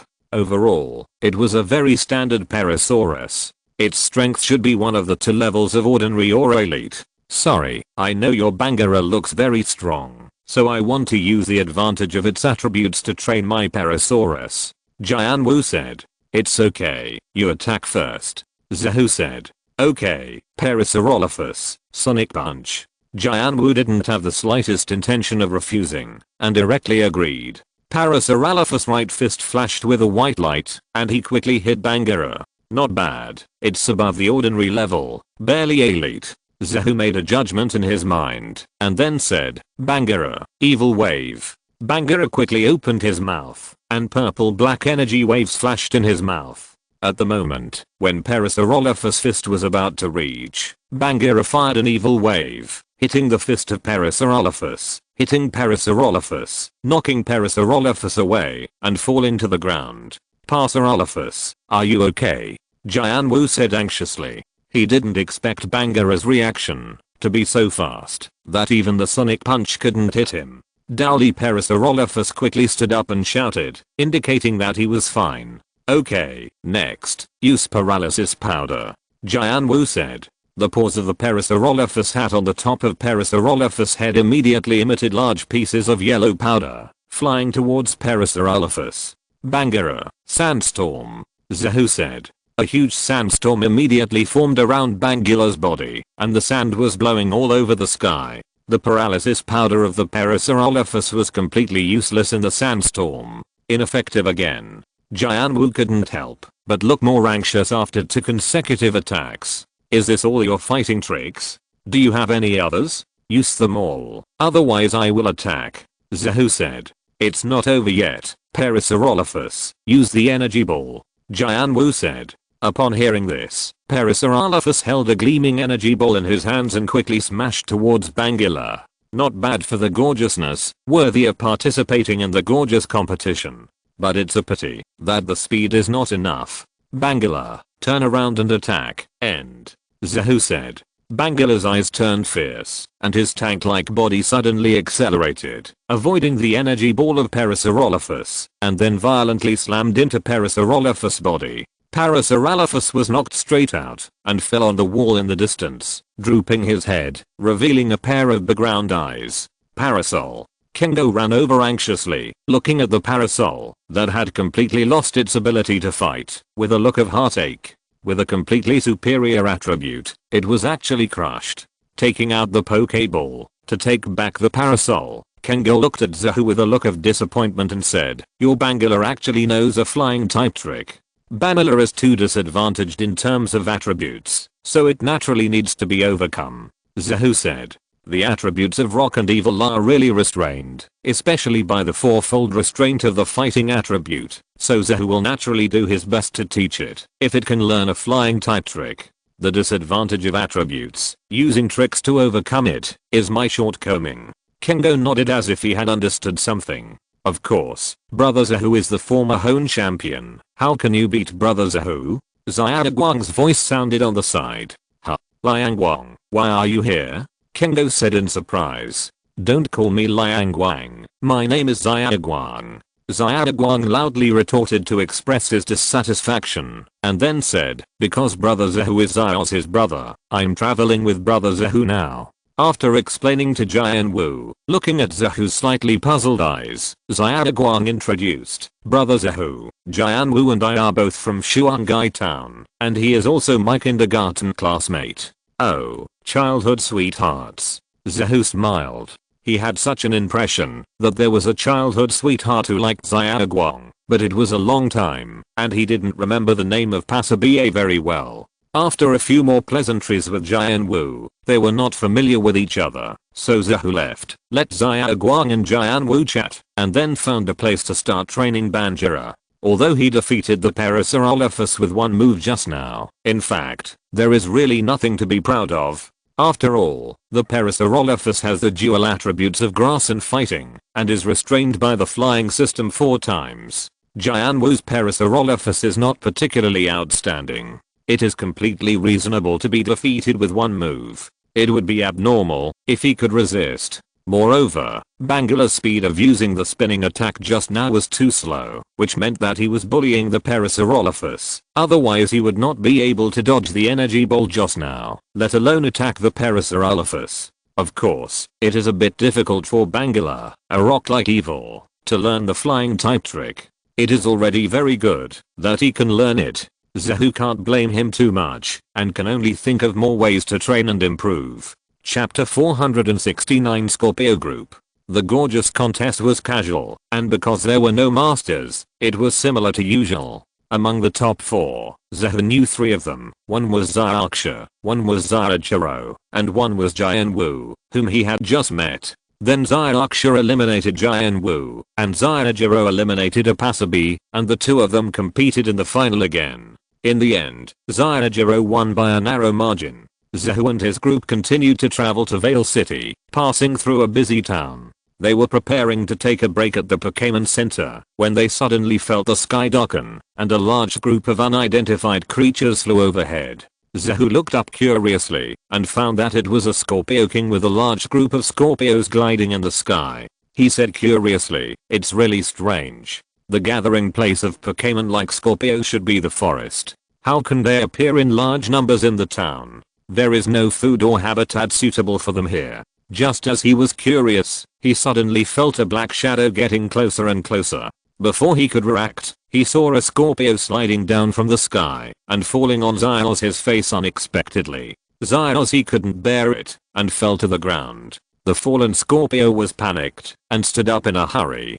Pikachu, Pokemon, Eevee, Meowth, and Goron surrounded it and looked at Scorpio with curiosity. Scorpio was at a loss and flapped its wings hard. Finally, it rose to the sky with a gust of wind. It saw Xiaoxi and the others in the sky, made a playful face, stuck out its long tongue, and flew away. What an interesting Scorpio. Zahu smiled at the Scorpio flying away. But it hurts so much. Xiaoxi touched his head and said, really? Just bear with it, and it will pass. Zahu said casually. If Xiaoxia and Xiaoguang were hit, Zahu would still care about it, but Xiao's isn't it just a hit? As long as he is not killed, he will be fully restored in the next second, and there is no need for the process. Zahu didn't take it to heart, and continued to walk forward. After walking half a street, another group of Scorpios rushed out of the alley and almost scared Zahu. The Scorpios sped past, followed by the ice and snow. Zahu turned his head to look in the direction of the alley, and saw Shinji and Mara, who had not been seen for a long time, rushing out together. However, when Shinji and Mara rushed out, the Scorpio King had already run away with the Scorpio. Shinji could only sigh in despair, took back Mara, turned around and saw Zahu and his group, and showed a surprised expression. Brother Zahu, you are here too. Yes, the next target is your home. Your Mara is a Mara you used in the EME gym last time, right? It has also evolved. It seems that you have grown up well these days.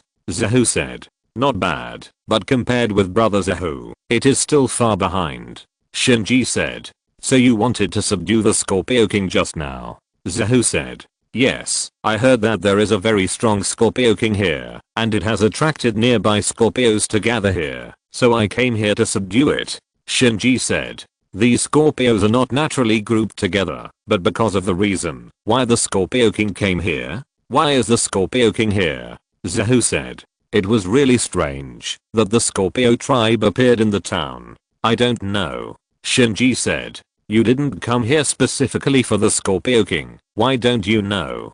Xiaoguang said in surprise. I came to subdue it, as long as its strength is strong. Why do I need to know the rest? Shinji looked at Xiaoguang with indifference, and felt that Xiaoguang was strange. Xiaoguang opened his mouth, and was really speechless for a while. That's right. Zahu nodded. This is in line with Shinji's usual personality, and it is also the process of a general trainer subduing Pokémon. I don't care about your past. I just want to know that you are strong enough, and then the future is with me. Shinji and Zahu chatted for a few words, and then continued to chase the Pokémon Scorpio King, preparing to subdue it. Then, just as Shinji left, Miss Junsha and Miss Joy came over. Excuse me, did you see a group of scorpions flying over? Miss Joy asked. Yes, of course. And there were not only a group of scorpions, but also 2 flowers blooming in full bloom, which immediately fascinated my eyes. Miss Joy's doubts naturally did not need Zahu to answer. Someone automatically pounced on it, but soon, the bad frog came out, delivered a kidney shot, and dragged Xiaoguang away.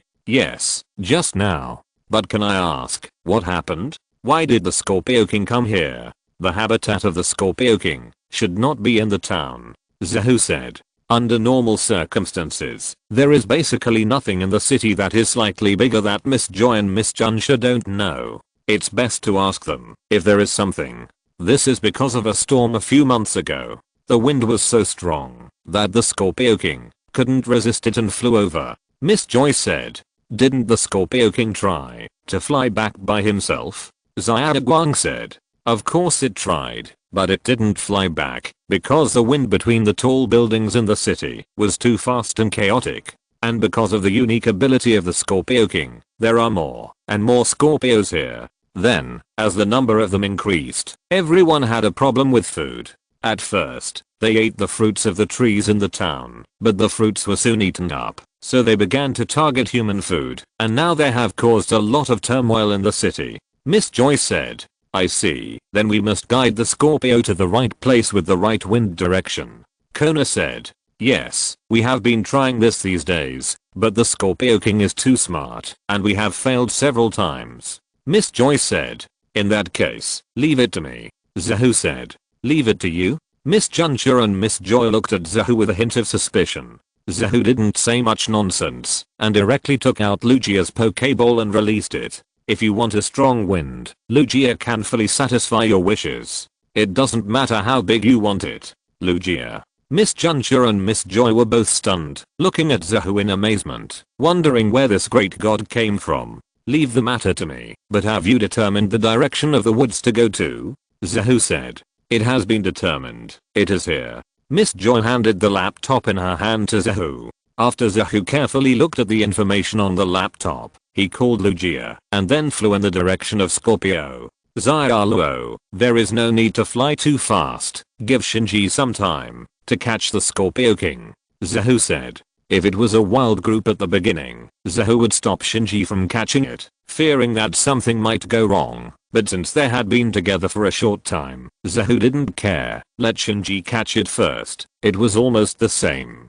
Sitting leisurely on Lugia's body, after walking around the city in the sky for a while, Zahu started to take action. After making sure that Shinji had captured the Scorpio Queen, Lugia flapped its two huge wings, and a strong wind blew up. A group of Scorpios who had just lost their leader and were at a loss were sent to the woods outside the town by Lugia's storm. Looking at this scene, Zahu felt a sense of accomplishment. He had done another good thing. These Scorpios should have a good life. Thinking of this, Zahu suddenly saw a Scorpio flying unsteadily in the storm and suddenly fell straight down and hit the ground. Then, Xiaozi screamed. Zahu opened his eyes wide and found that the Scorpio hit Xiaozi in the face and knocked Xiaozi down again. And judging from the grimace on his face, it was the same Scorpio as before. Seeing this, Zahu didn't know whether to cry or laugh. Chapter 470, Curtain City. Once is a coincidence, twice is fate.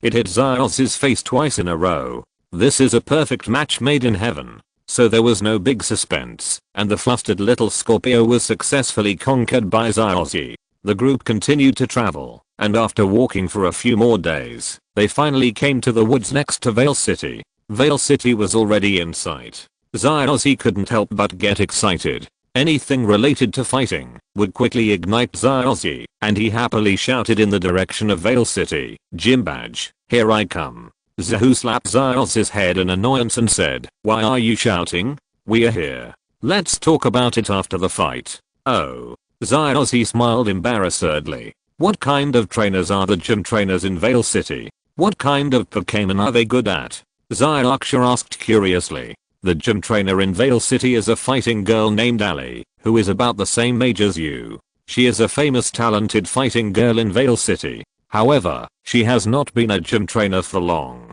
It seems to be only about half a year. She is a rookie gym trainer, Zahu said. It is his habit to investigate the gym trainers in a place when he arrives. Isn't that similar to Asher in the Kamahan gym in the Hone region? Xiaoxia said. You have to see it with your own eyes to know, Zahu said. It is very rash and stupid to make a judgment before seeing the person. Smiling and walking forward, a light blue energy bullet suddenly shot from the town at the foot of the mountain, heading straight for Zahu's face. Zahu's eyes changed, and his right hand quickly cut the edge of the energy bullet in a hand knife posture, knocking the energy bullet to the big tree on the side, causing a violent explosion. Brother Zahu, you are so powerful, Xiaoguang said with a little admiration. If you are not afraid of getting tired, you can also do it by tossing Shiba. Zahu said indifferently. Is the energy bomb just now wave missile? Where did it come from? Xiaoguang asked with a puzzled look. It is a wave missile, Xiaozi said very confidently. In this regard, he has almost become an authority, especially in identification. He can be very sure. There is no way to get the answer standing here. Why not go downstairs and take a look? Zahu shrugged and went down the mountain first, heading towards the direction of the wave missile. He walked to a courtyard and saw a girl with pink hair and a band-aid on her nose fighting a Lucario through the fence, pierced by the wave missile. It is not accurate to say that it is a battle, because Lucario did not take it seriously at all, but just kept using wave missiles at the girl, and then the girl slapped a wave missile, more casually than hitting a ping pong ball, and the fighting power was off the charts. Meow Meow took out the navigator, found a photo to compare, and then called out, "Boss, she is the gym trainer Ali of the Vale Gym." I see, that should be a special training, but Zahu looked strange. The scene in front of him really didn't look like a trainer training Pokémon, but more like Pokémon training trainers. You are here too? A gentle voice sounded. Zahu looked to the side and saw Lacey and a strong chicken coming. Why are you here too? Is your foster house nearby? Zahu asked curiously. Yes, it's here. The whole area is the scope of my foster house, Lacey said. You are rich. This is the new main force you plan to train with all your strength. It looks good. Zahu smiled and joked, looking at the strong chicken next to Lacey. It was about 1.2 meters tall, much taller than a normal strong chicken, and the muscles in his hands were obviously well trained. Hearing Zahu's evaluation, Lacey's strong chicken called out a little coldly, "I still need further training. Shinji came here to challenge the competition the day before yesterday. He said he met you guys before. I didn't expect you guys to come today," Lacey said with a smile. "You are slower than Shinji. It seems that when there are more people, the journey is slower." Zahu shrugged and glanced at Lucario and Lee, who were still fighting in the courtyard. He asked curiously, "Are you familiar with the trainers of the Veil Gym?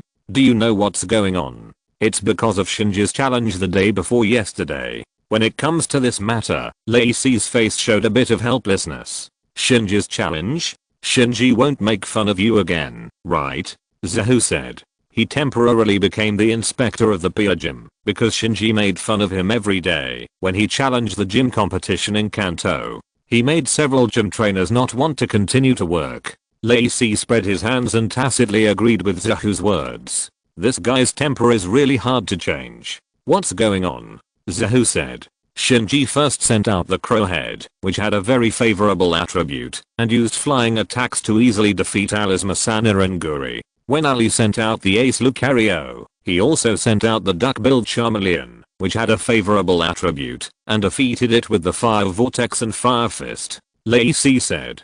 "Then what did he say?" Zahu said. "You should improve your strength." Lacey imitated Shinji's tone and said word by word, "Ah, Lacey, you really need to educate your brother," Zahu said. "He is trying to create his own fighting style. In terms of personality, he doesn't listen to me, his brother. On the contrary, you, Zahu, are the goal he has been pursuing, and he believes in you more," Lacey said. "That's because you don't know the fun of playing with your younger brother at all. You didn't play with him since childhood, and you can't play with him now," Zahu said.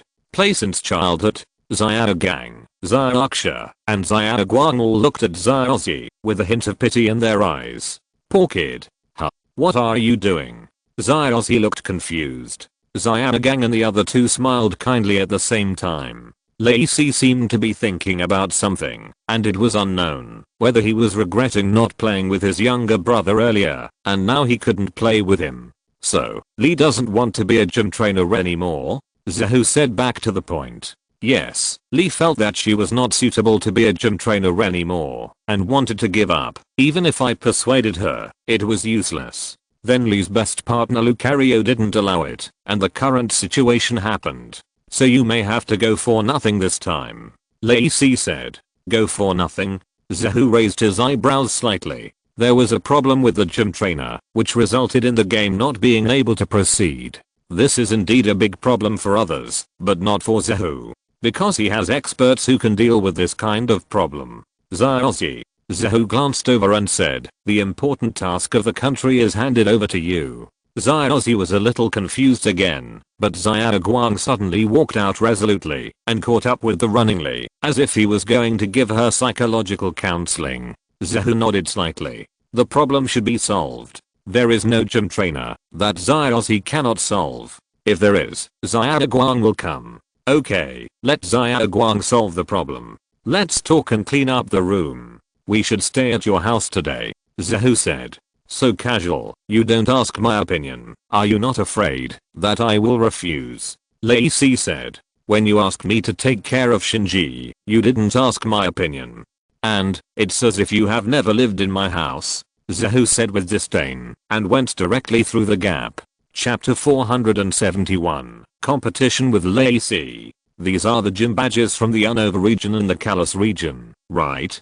Zahu said, looking at the display stand of the Lacey gym badges. "Yes, you are making progress, so of course I have to make progress too. Although the gap between us is getting bigger and bigger, it's better to be smaller," Lacey said. "However, the battle pyramid, the symbol of bravery, is still empty. When are you going to fight the frontier again? Your fighting style should have been established," Zahu said. "Wait a little longer. After the Dynamax becomes stronger, and I become the king, I want to try to fight Mr. Kamishiro in a 6-to-6 match," Lacey said. 6-6.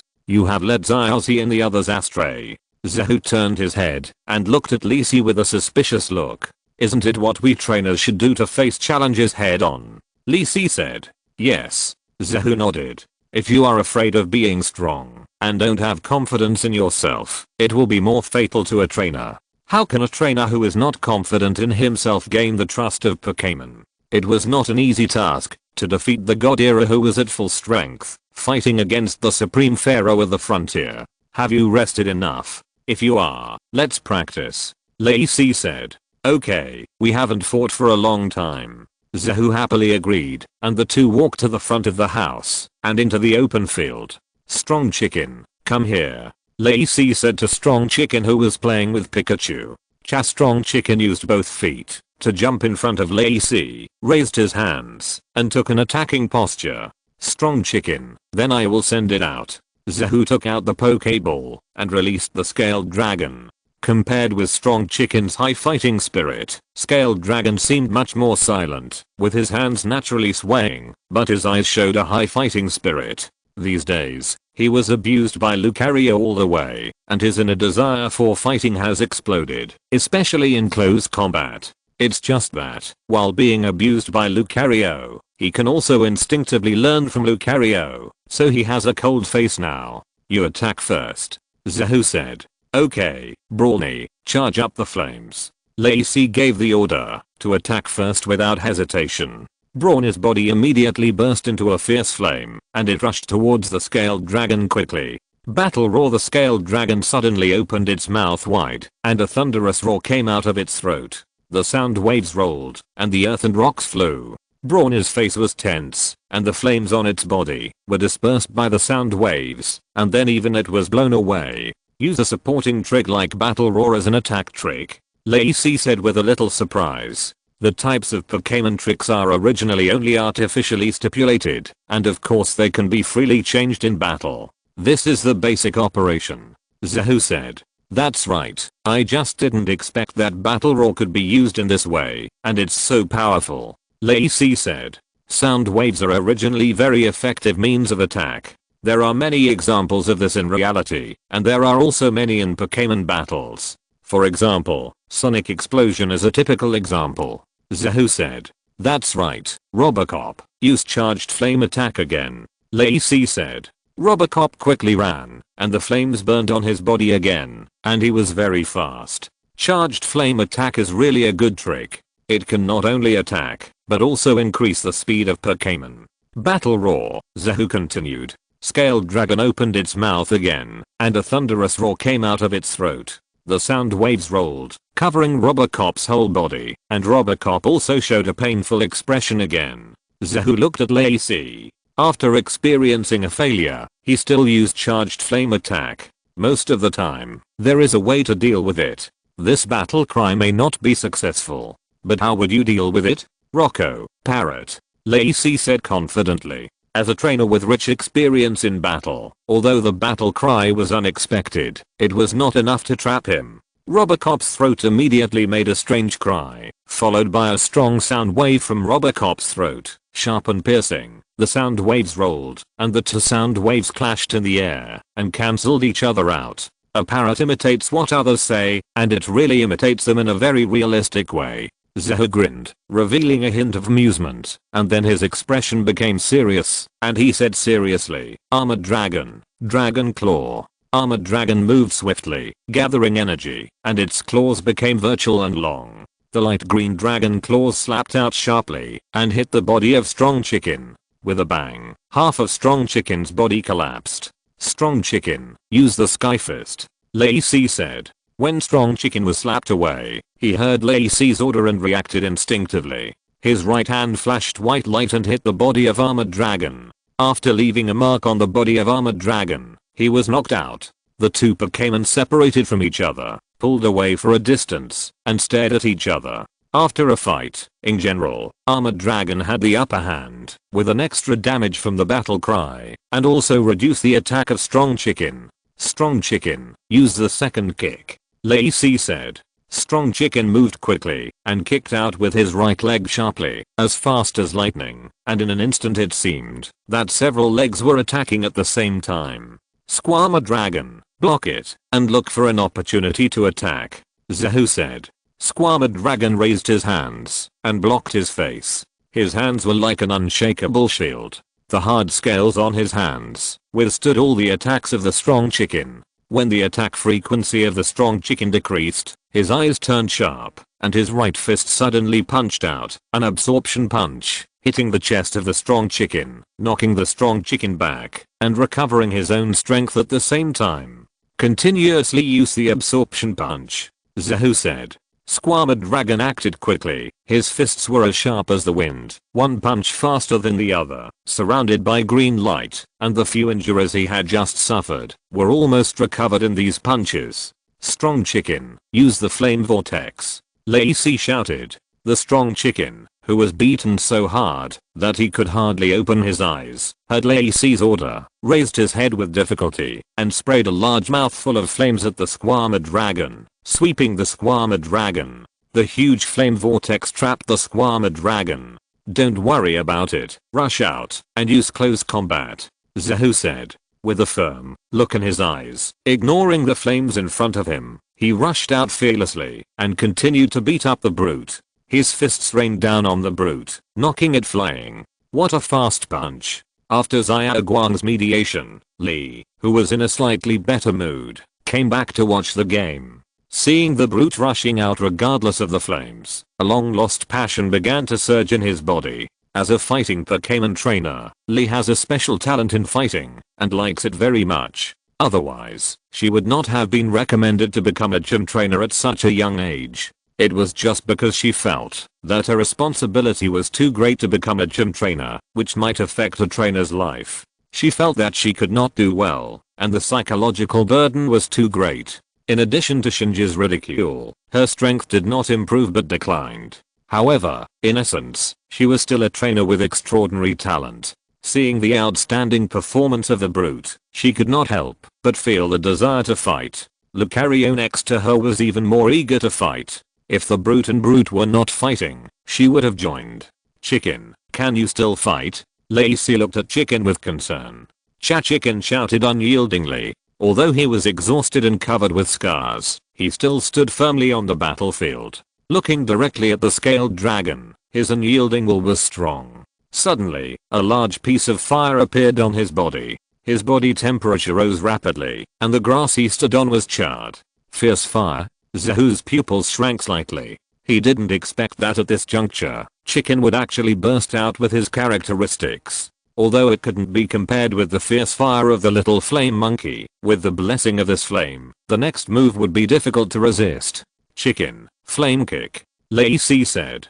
Chicken's right leg was surrounded by flames, and he kicked out swiftly, mixed with blazing flames, and kicked towards the scaled dragon with an indomitable momentum. Flame kick? Kona, who was watching, was surprised. In theory, Brawny cannot learn flame kick. It has to wait until it evolves into Flame Chicken before it can learn it. It is almost Flame Chicken's signature move, but now Brawny can actually do it. This Brawny is too unusual. Regardless of Kona's thoughts, Brawny quickly kicked out, surrounded by flames, jumped into the sky, and attacked the scaled dragon fiercely. As fast as a stream of light, Zahu stared at Brawny's legs, and in a flash, he coldly ordered, absorbing punch. The scaled dragon, who had not taken action, heard the order and quickly punched out with his right fist. It was as fast as a rabbit, a few points faster than Brawny, and hit Brawny's crotch before Brawny's attack hit. The scaled dragon looked at Brawny with a smug look in his eyes. Your flame kick is powerful, but your legs are short.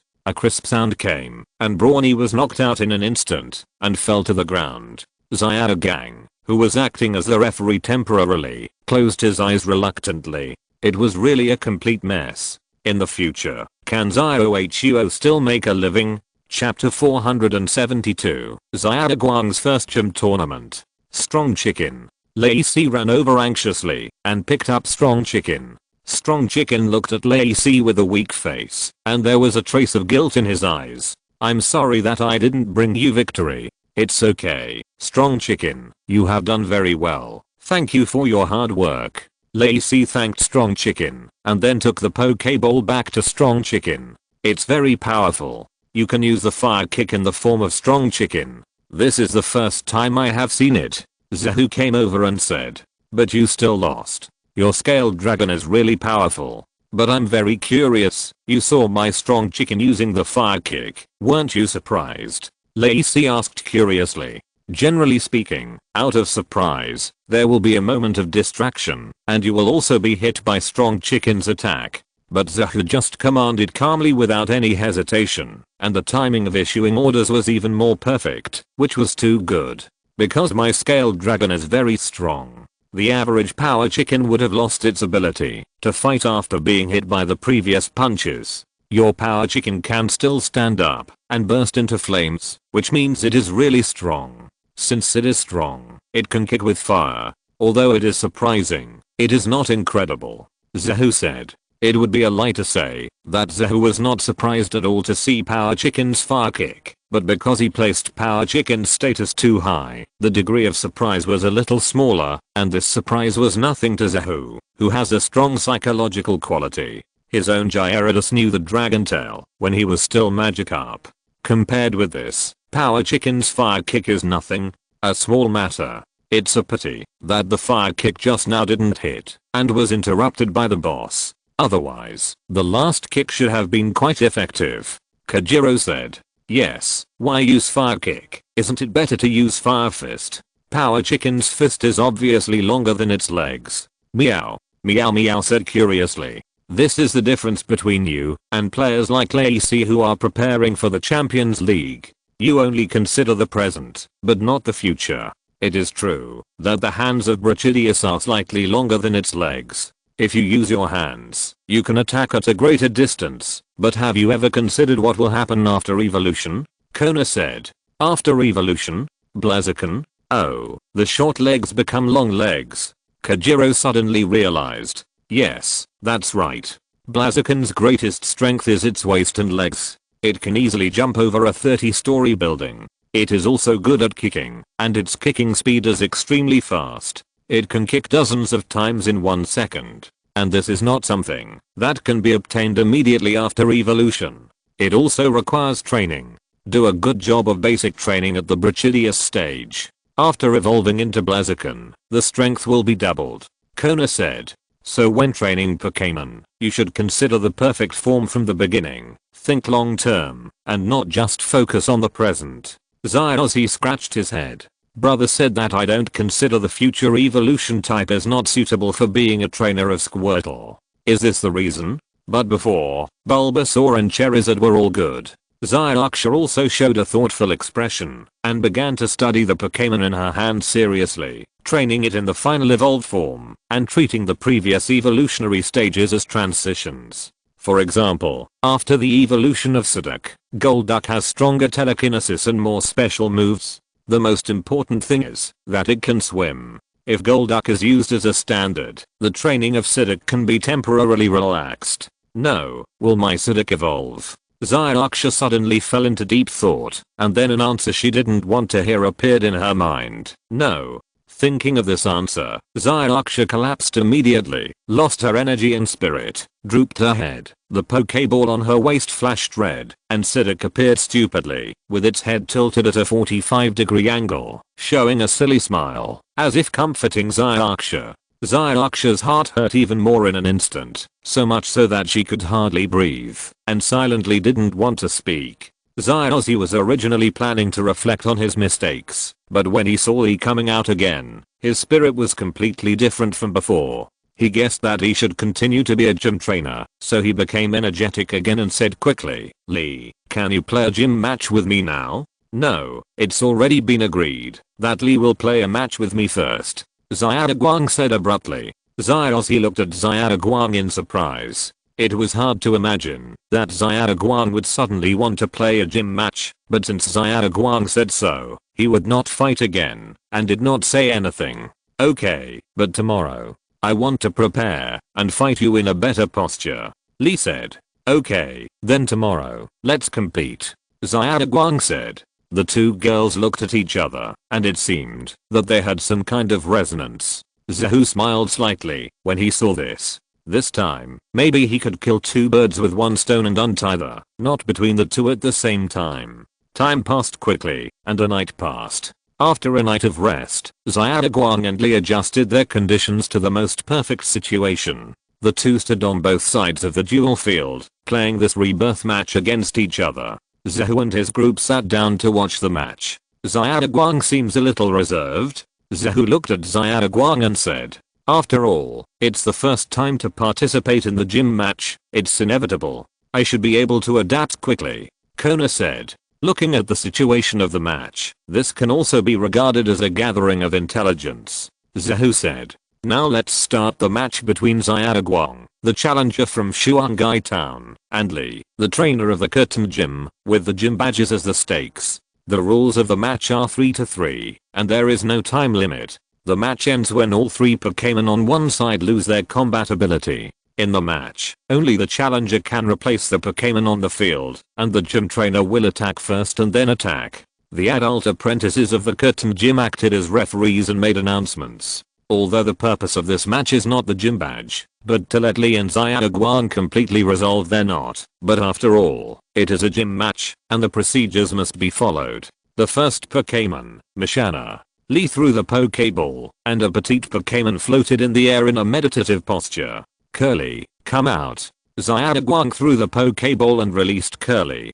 Pikachu waved excitedly in the audience. Curly was encouraged by his sweetheart, and his little face turned red, and his legs jumped, infinitely shy. "Curly," Xiaoguang reminded, and Curly finally reacted. Now it was time to fight, and quickly entered the battle mode, jumping his legs repeatedly, preparing to attack. "Curly, use flying jump."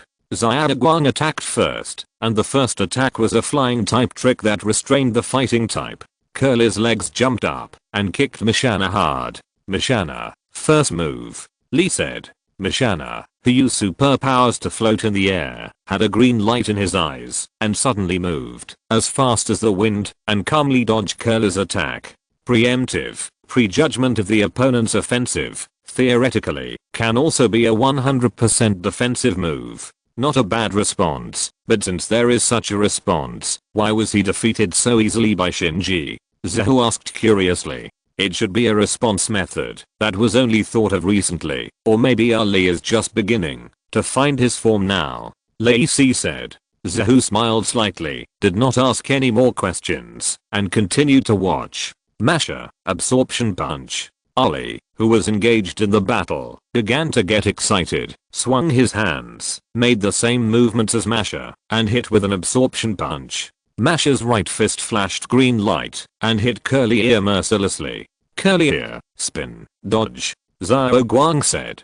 Curly Ear jumped slightly and spun beautifully, trying to use Masha's fast punch to strengthen his own rotation and dodge. This move can be said to be Xiaoguang's representative fighting method. He was very confident to dodge it. However, at the moment of contact, Masha's powerful absorption punch dissolved Curly Ear's rotation and knocked Curly Ear to the ground with one punch. How could it be? Even Xiaoguang's best spin was resolved in the first place. Xiaoguang was surprised. The absorption punch itself has the power of spin, so it's natural that it can't spin. There's nothing to be surprised about. On the contrary, Li and Masha have the same action, which is very interesting. Zhou said. The action is the same, yes, just like Xiaozi and Lucario after the Bond evolution. Xiaoxia said suddenly. That's right, and Li also has Lucario. Zhou smiled. Although Li can't Bond evolve, this way of achieving spiritual unity by using the same action as Pokémon is very desirable.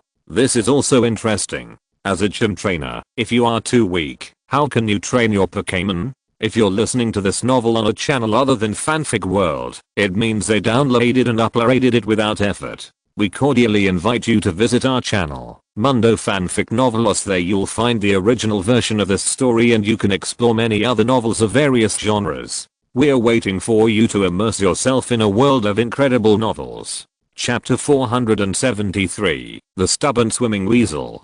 Don't give up, Curly Ear, use the freezing ray. The icy light burst out of Curly Ear's mouth, and the cold light hit Mishana, who was quickly frozen into an ice cube. Very good, Curly Ear, use flying jump again. Xiaoguang took advantage of the victory and pursued. Curly Ear quickly jumped up and kicked Mishana hard. Mishana used telekinesis. Ali gestured with both hands, and Mishana's eyes once again showed green light, directly exploding the ice wrapped around his body and controlling the broken ice to hit Curly Ear like a dart. Curly Ear's flying jump was forced to stop again and flew back. Mishana, continue to use telekinesis, Ali said. Mishana's telekinesis surged out again, freezing Curly Ear, who had lost control of his body, in the middle, and then smashed it hard to the ground. Curly Ear, use flying jump again. At the critical moment, Xiaoguang suddenly had an idea and said. The head of the Curly Ear fell straight to the ground. At this moment, the Curly Ear quickly bounced up and hit the ground hard. With the reaction force, the body flew into the air and attacked Mishana. Xiaoguang's quick response startled Lee. After seeing that he could not dodge, he ordered, Mishana, use the absorption punch. Mishana's right fist appeared with a large green light again, and it suddenly jumped up. The two Pokémon passed each other and fell again. Curly Ear's legs became weak, and he fell directly to the ground. Curly Ear has lost the ability to fight. The referee ruled.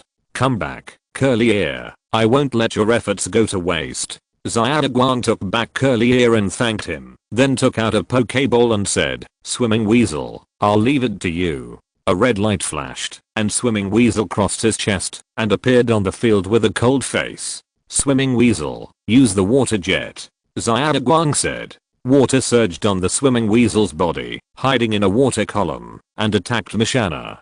Preliminary, Lee said. Mishana quickly predicted, and his figure flashed, appearing on the left side of the Swimming Weasel as if teleporting. Absorbing fist, Lee shouted.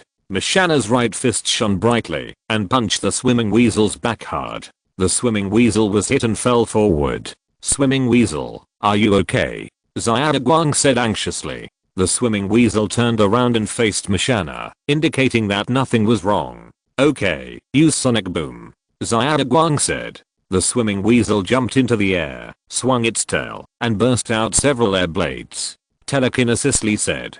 Mishana's eyes flashed green, and powerful telekinesis spread out, directly shattering the air blades in the air. Swimming Weasel, use rotation to increase the speed of the water column, Xiaoguang said. The Swimming Weasel, who had just used its tail to create a sonic boom and was still suspended in midair, seized the opportunity, swung its tail, and turned its body into a water column, slamming into Mishana. Mishana was knocked against a pillar and fainted, revealing a pair of background eyes. Mishana, you have lost your ability to fight, said the referee. Using rotation to speed up the attack, you also showed the charm of Pokémon. Is this the way of the gorgeous battle? It's really interesting. Lee took back Mishana, and his face was not disappointed, but a little excited. Looking at Xiaoguang's eyes, there was a hint of fighting spirit, and he said to Lucario next to him, Lucario, you go. The Lucario next to him walked out firmly, and walked onto the field. Swimming Weasel, take the initiative, and then use the rotating water column, Xiaoguang said. Swimming Weasel sprayed a water column and attacked Lucario. Lucario, don't be fooled by the illusion of a gorgeous performance, use the alloy claws, Lee said. Lucario's claws were sharp, and he attacked the weasel head on. His claws tore through the weasel's water column, and sent the weasel flying. Bone strike. Ali waved his hands, as if there was a stick in his hand. Lucario waved his hands, and a long bone stick formed by energy was formed. Then he swung the long stick, and the force surged, hitting the weasel's body violently, as dense as a rainstorm and a strong wind. The weasel was like a lone boat in the stormy waves, and it could fall down completely at any time. From the beginning, he controlled the rhythm of the game. Xiaoguang finally managed to get back 10%, but he immediately sent out the trump card to completely suppress Xiaoguang's momentum. Xiaoguang is in trouble in this game. Kona frowned and said, that's right, especially this Lucario, who is quick to act, simple and effective, and is fully capable of being the main Pokémon of a gym. So Shinji's strength has really improved a lot. Zahu said.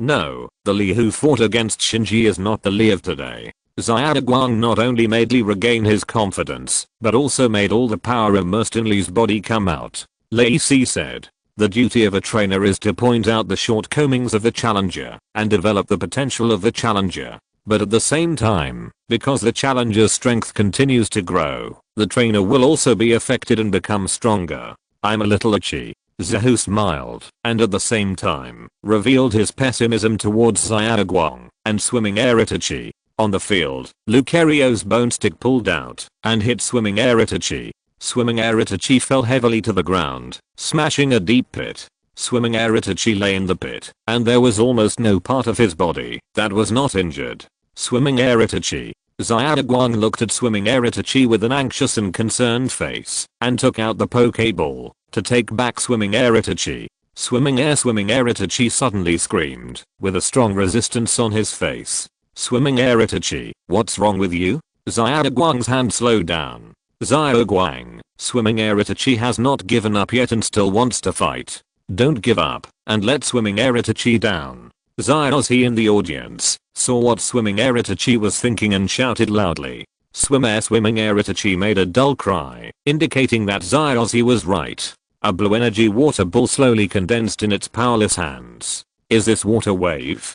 Xiaogang said in surprise. Water wave, Swimming Itachi, have you learned this trick? Xiaoguang said in surprise. Swimming Itachi nodded, and the water wave in his hand was running. Okay, use water wave on Lucario. Xiaoguang said. Swimming Itachi pushed his hands hard and threw the water wave ball in his hand.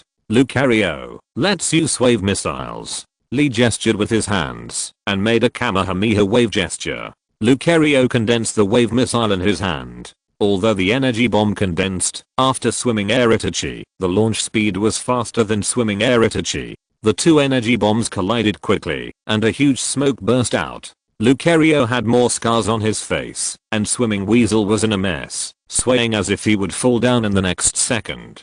Swimming Weasel cried in a low voice and another water wave condensed in his hand. Although his body was already overwhelmed, he still wanted to fight. Respectable will, Swimming Weasel, you are a professional warrior. Lucario, use the wave missile as our best respect for him. Lee looked at Swimming Weasel seriously and shook his hands like Lucario. Lucario burst out a powerful wave missile, which hit Swimming Weasel directly. With a bang, Swimming Weasel fell on his back and lost his ability to fight. Chapter 474, Battle of the Scaled Dragon.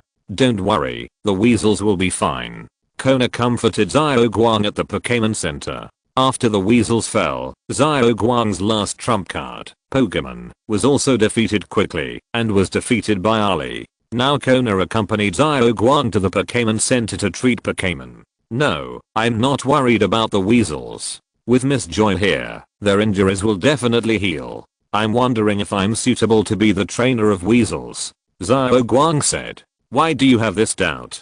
Didn't the weasels perform well? He even learned a new trick, water wave. Kona said. But just now, the weasels fought very hard. It should like the gym match very much, but I don't play the gym match. And in the usual training, it doesn't seem to be very dedicated, and it doesn't seem to like the grand contest. Xiaoguang said. Indeed, this is somewhat similar to Xiaozi's long tail hand. His long tail hand likes the grand contest, and Xiaozi just doesn't participate in the grand contest. But Xiaozi, who is so thick-skinned, I'm afraid he hasn't discovered it yet. Kona laughed. Have you ever encountered this kind of thing, Kona? Xiaoguang said. This, really not. When I was traveling, there was no gorgeous competition in Kanto, only battle competitions. At most, some Pokémon like gorgeous battles. Kona said. Oh. Xiaoguang said with a little disappointment. If you really can't figure it out, discuss it with Swimming Air Weasel, and come up with a solution together. After all, this is something you two should do together. If it still can't be solved, you can discuss it with ZHI and exchange Long-Tailed Stinger and Swimming Air Weasel. Kona said. Then I'll think about it again. Xiaoguang said. Confirm your ideas. Mikali has been wandering around in Sinnoh for so long, and the Mikali Cup should be held again. This time, there should be competitions to participate in. So adjust your status as soon as possible. Ali has been reborn from the ashes, and you should also be reborn. Kona said. I will. But, Kona sister, will brother Zehu participate in this Makali Cup? Xiao Guang said. I'm not sure about this question. I'll try my best to keep him from participating. But if he gets too playful, you know I can't control him. But if it's really inappropriate, I can ask for a judge position and blow the whistle for him. Kona said. Is it still possible? Xiao Guang blinked his eyes, as if he had discovered a new world. You're still too young. When you become a champion, you'll find a lot of interesting things. Especially the champions of the champions. There are many strange ones, especially those in the Hone region, including your elder brother Zehu and idol Mikali, and they are representatives of them. Kona said. Then I better not strive for the champion as my goal, just be like my mother. Xiao Guang said. Okay, have a good rest, and watch Xiaozi or your elder brother Zehu's game tomorrow. Although you don't aim for the gym match, you still have to learn how to fight, especially when traveling in the wild. The enemies you meet won't follow the rules. Kona said. Oh. Xiao Guang nodded obediently, showing his cuteness. The next day, Zehu and his group went to the curtain gym to compete. The challenger this time is Zehu.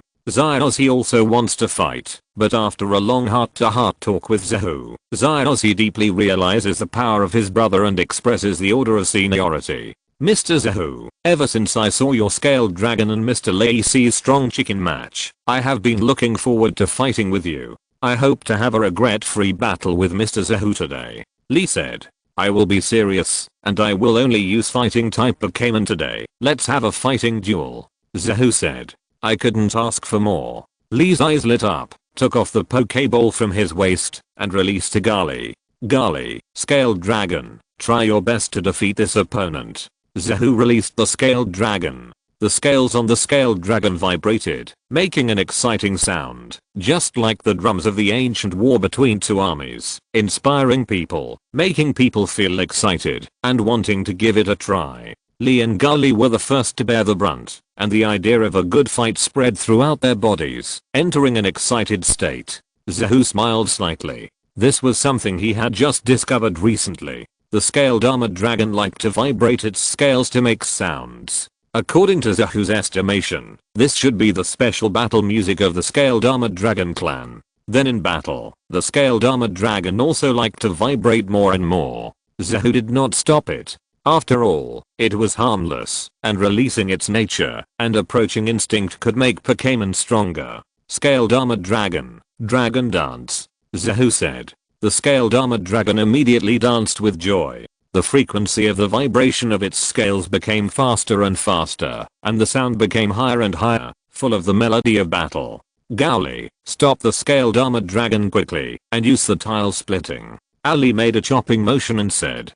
Gowly strode forward, his right hand shining and slashing at the scaled armored dragon fiercely, trying to interrupt the scaled armored dragon's dragon dance. Scaled armored dragon, absorbing fist. Zehu said. The scaled armored dragon took a step forward, dodged the tile splitting of Gowly, and then quickly stretched out his right hand and hit Gowly's lower abdomen like lightning, knocking Gowly away. Seize the victory and pursue. Absorbing fist. Zehu said. The scale armored dragon's figure flashed, and it caught up with Haoli. The light of its right hand gathered again, and it was about to kill Haoli. Haoli, cross chop. Ali said.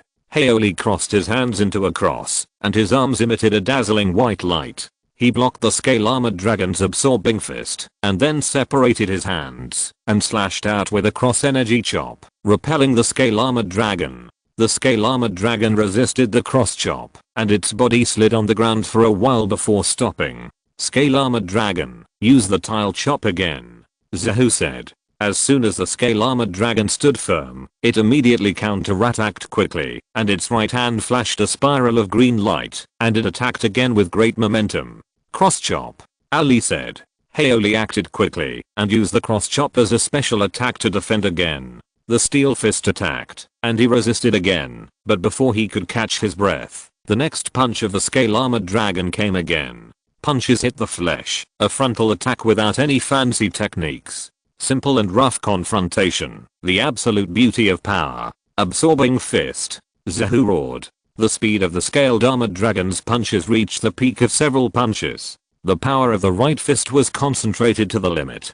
Before Aeola's cross-chop power was fully concentrated, a punch broke the cross gesture and hit Aeola's chest. The power burst out and hit Aeoli against the wall. The whole room shook violently. Then, Aeoli slid down the wall like a rag, his limbs limp, and revealing a pair of background eyes. Aeoli, you have lost your ability to fight. Chapter 475 Victory. Mr. Zahu, you are really strong. This is the first time I have been defeated like this since I became a gym trainer. Ali retracted his strength. It's just the credit of the scaled dragon. Zahu smiled slightly, not taking Ali's praise to heart. In fact, except for some fools who just came out to travel, most trainers who challenge the gym will first choose Pokémon with favorable attributes, just like Shinji, who took away 2 Pokémon with 1 crow head. If Zahu was not too confident in his own strength and wanted to explore the potential of Scaled Dragon, he would also use Pokémon with restrained attributes, instead of fighting with the same attributes like this, consuming each other and fighting for a long time. Okay, Mishana, next is you. Ali threw the Pokéball, and Mishana kept a meditative posture and floated in the air. Absorbing punch. Zahu said. Scaled Dragon was as fast as a stream of light, quickly approaching Mishana, and violently attacked with his right fist. Prerequisite, Ali said in a firm tone. Mishana's eyes flashed green, and he dodged Mishana's attack like teleporting, and came to the left side of the Scaled Dragon behind. Mishana, yoga pose. Lee said. Mishana hid behind the scale armored dragon, kept a meditation posture, and floated in the air. His body was flashing with blue light, increasing his attack power. Scale armored dragon, absorbed the punch. Zahu said. The scale armored dragon quickly turned around, and threw a punch. Mishana, use the prerequisite again, and then use the yoga pose again to increase the power. Lee said, knowing that Zahu's strength was extraordinary, to be safe, he had to increase Mishana's strength again. Scale armored dragon, use Iron Tail to the left rear. Zahu said. The scale armored dragon, which was punching at a high speed, heard Zahu's order, and its tail immediately shone with a bright white metallic luster, and it swung to the left rear without thinking. Using the prerequisite to predict the attack of the scale armored dragon, Mishana, who disappeared like teleportation, appeared in the direction of the scale armored dragon's attack at this time, as if he deliberately moved over to let the scale armored dragon attack. Prerequisite, predict the opponent's attack, and then dodge. If the level difference between the two sides is not outrageous, it is almost equal to 100% dodge. But you can foresee the next move, but you can't meet the next move after the next move. You can avoid it 100%, but when you hide on the left side out of habit, you will also be predicted. The Iron Tail smashed and hit Mishana hard. Mishana was hit against the wall, his body was in pain, and he almost lost his ability to fight. The scaled dragon comes closer, use the absorbing punch. Zahu said. The scaled dragon quickly moved forward and attacked fiercely. Ali's face changed drastically. The scaled dragon hit Mishana, who used the prerequisite, which was beyond her expectation. This was the first time that she was attacked after using the prerequisite successfully. She was stunned for a moment. When she saw the scaled dragon attacking again, she quickly came back to her senses and said, Mishana, use telekinesis. Mishana's eyes widened, and the magical telekinesis surged. He controlled the scaled dragon, and controlled the scaled dragon to float in the air, to block the scaled dragon's attack.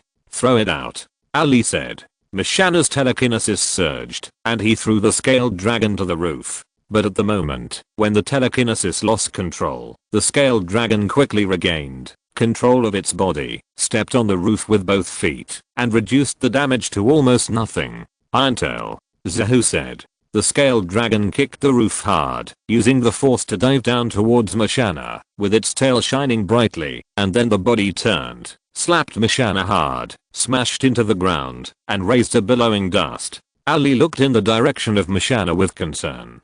After the dust cleared, the scaled dragon was still standing, while Mishana had fallen to the ground. Mishana has lost the ability to fight, the referee pronounced. Ali took back Mishana, and his expression became more serious. The two Pokémon did not take down any of the other, and the other party had no attribute restraint, which was pure strength suppression. Lucario, go ahead, show our strongest strength to Mr. Zahu and others. Ali said. Lucario nodded coolly and walked to the duel field. Squamata, use another absorption punch. Zahu said. Although Lucario is also a fighting type, it is restrained by the fighting type after adding a steel type. As the owner of Lucario, Zahu is very clear about this. Squamata quickly ran over, and the right fist was fierce. Lucario, wave missile, Lee said. Lucario gathered energy bombs in both hands, and a wave missile was quickly thrown, hitting the sprinting Squamata. The attack of the Squamata was immediately interrupted, and the body retreated. Squamata, are you okay?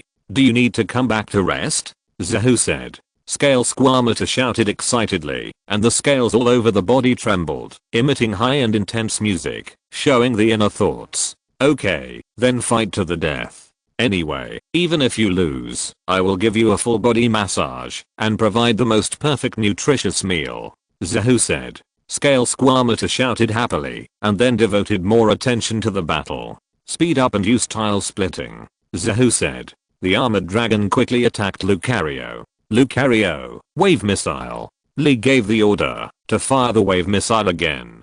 Lucario fired the wave missile at the armored dragon. The armored dragon's right hand flashed with white light. It swung its hand and chopped the wave missile away, moving closer to Lucario. Lucario, use your strength at this time. Lee's eyes suddenly widened. If you want a close combat, then come on. As a talented girl in the fighting department, Lee is never afraid of close combat. Lucario moved as sharp as a wild wolf, quickly moved to the side of the armored dragon, pressed one hand on the chest of the armored dragon, and then a wave of energy burst out directly, knocking the armored dragon away and forcing it back several meters. Lucario, bone strike. Lee made a swinging motion. Lucario gestured with both hands in the air, and an energy bone stick condensed out of thin air, attacking the armored dragon quickly, just like a Shaolin stick monk. Armored dragon, block it, Zahu said. The scaled dragon raised his hands high, shielding his head and other vital parts under the protection of the scales on his arms.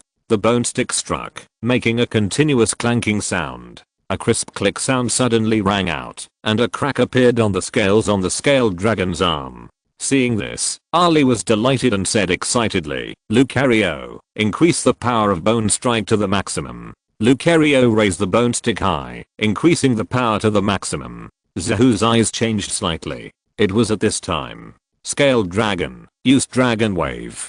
Zahu shouted. The scaled dragon suddenly raised its head, purple light flashed in its mouth, and a powerful beam of light shot out, shooting directly at Lucario's head, and was flipped out by Lucario. Absorption punch. Zahu said. In a Pokémon duel, victory or defeat often only takes a moment. He broke the scales of the scaled dragon, weakening its defense and making it unable to defend like before. On the surface, this was Lee's advantage, but when he was happy, his guard was lowered. He changed his previous offensive and tried to increase the power, which caused a small loophole in the previous frequency. And a loophole was fatal enough. Scaled dragon, absorption punch. Zahu said. Scaled dragon took advantage of the victory and quickly jumped towards Lucario. The green light power on its right fist rotated and hit Lucario's lower abdomen hard. The ground cracked and a huge smoke erupted.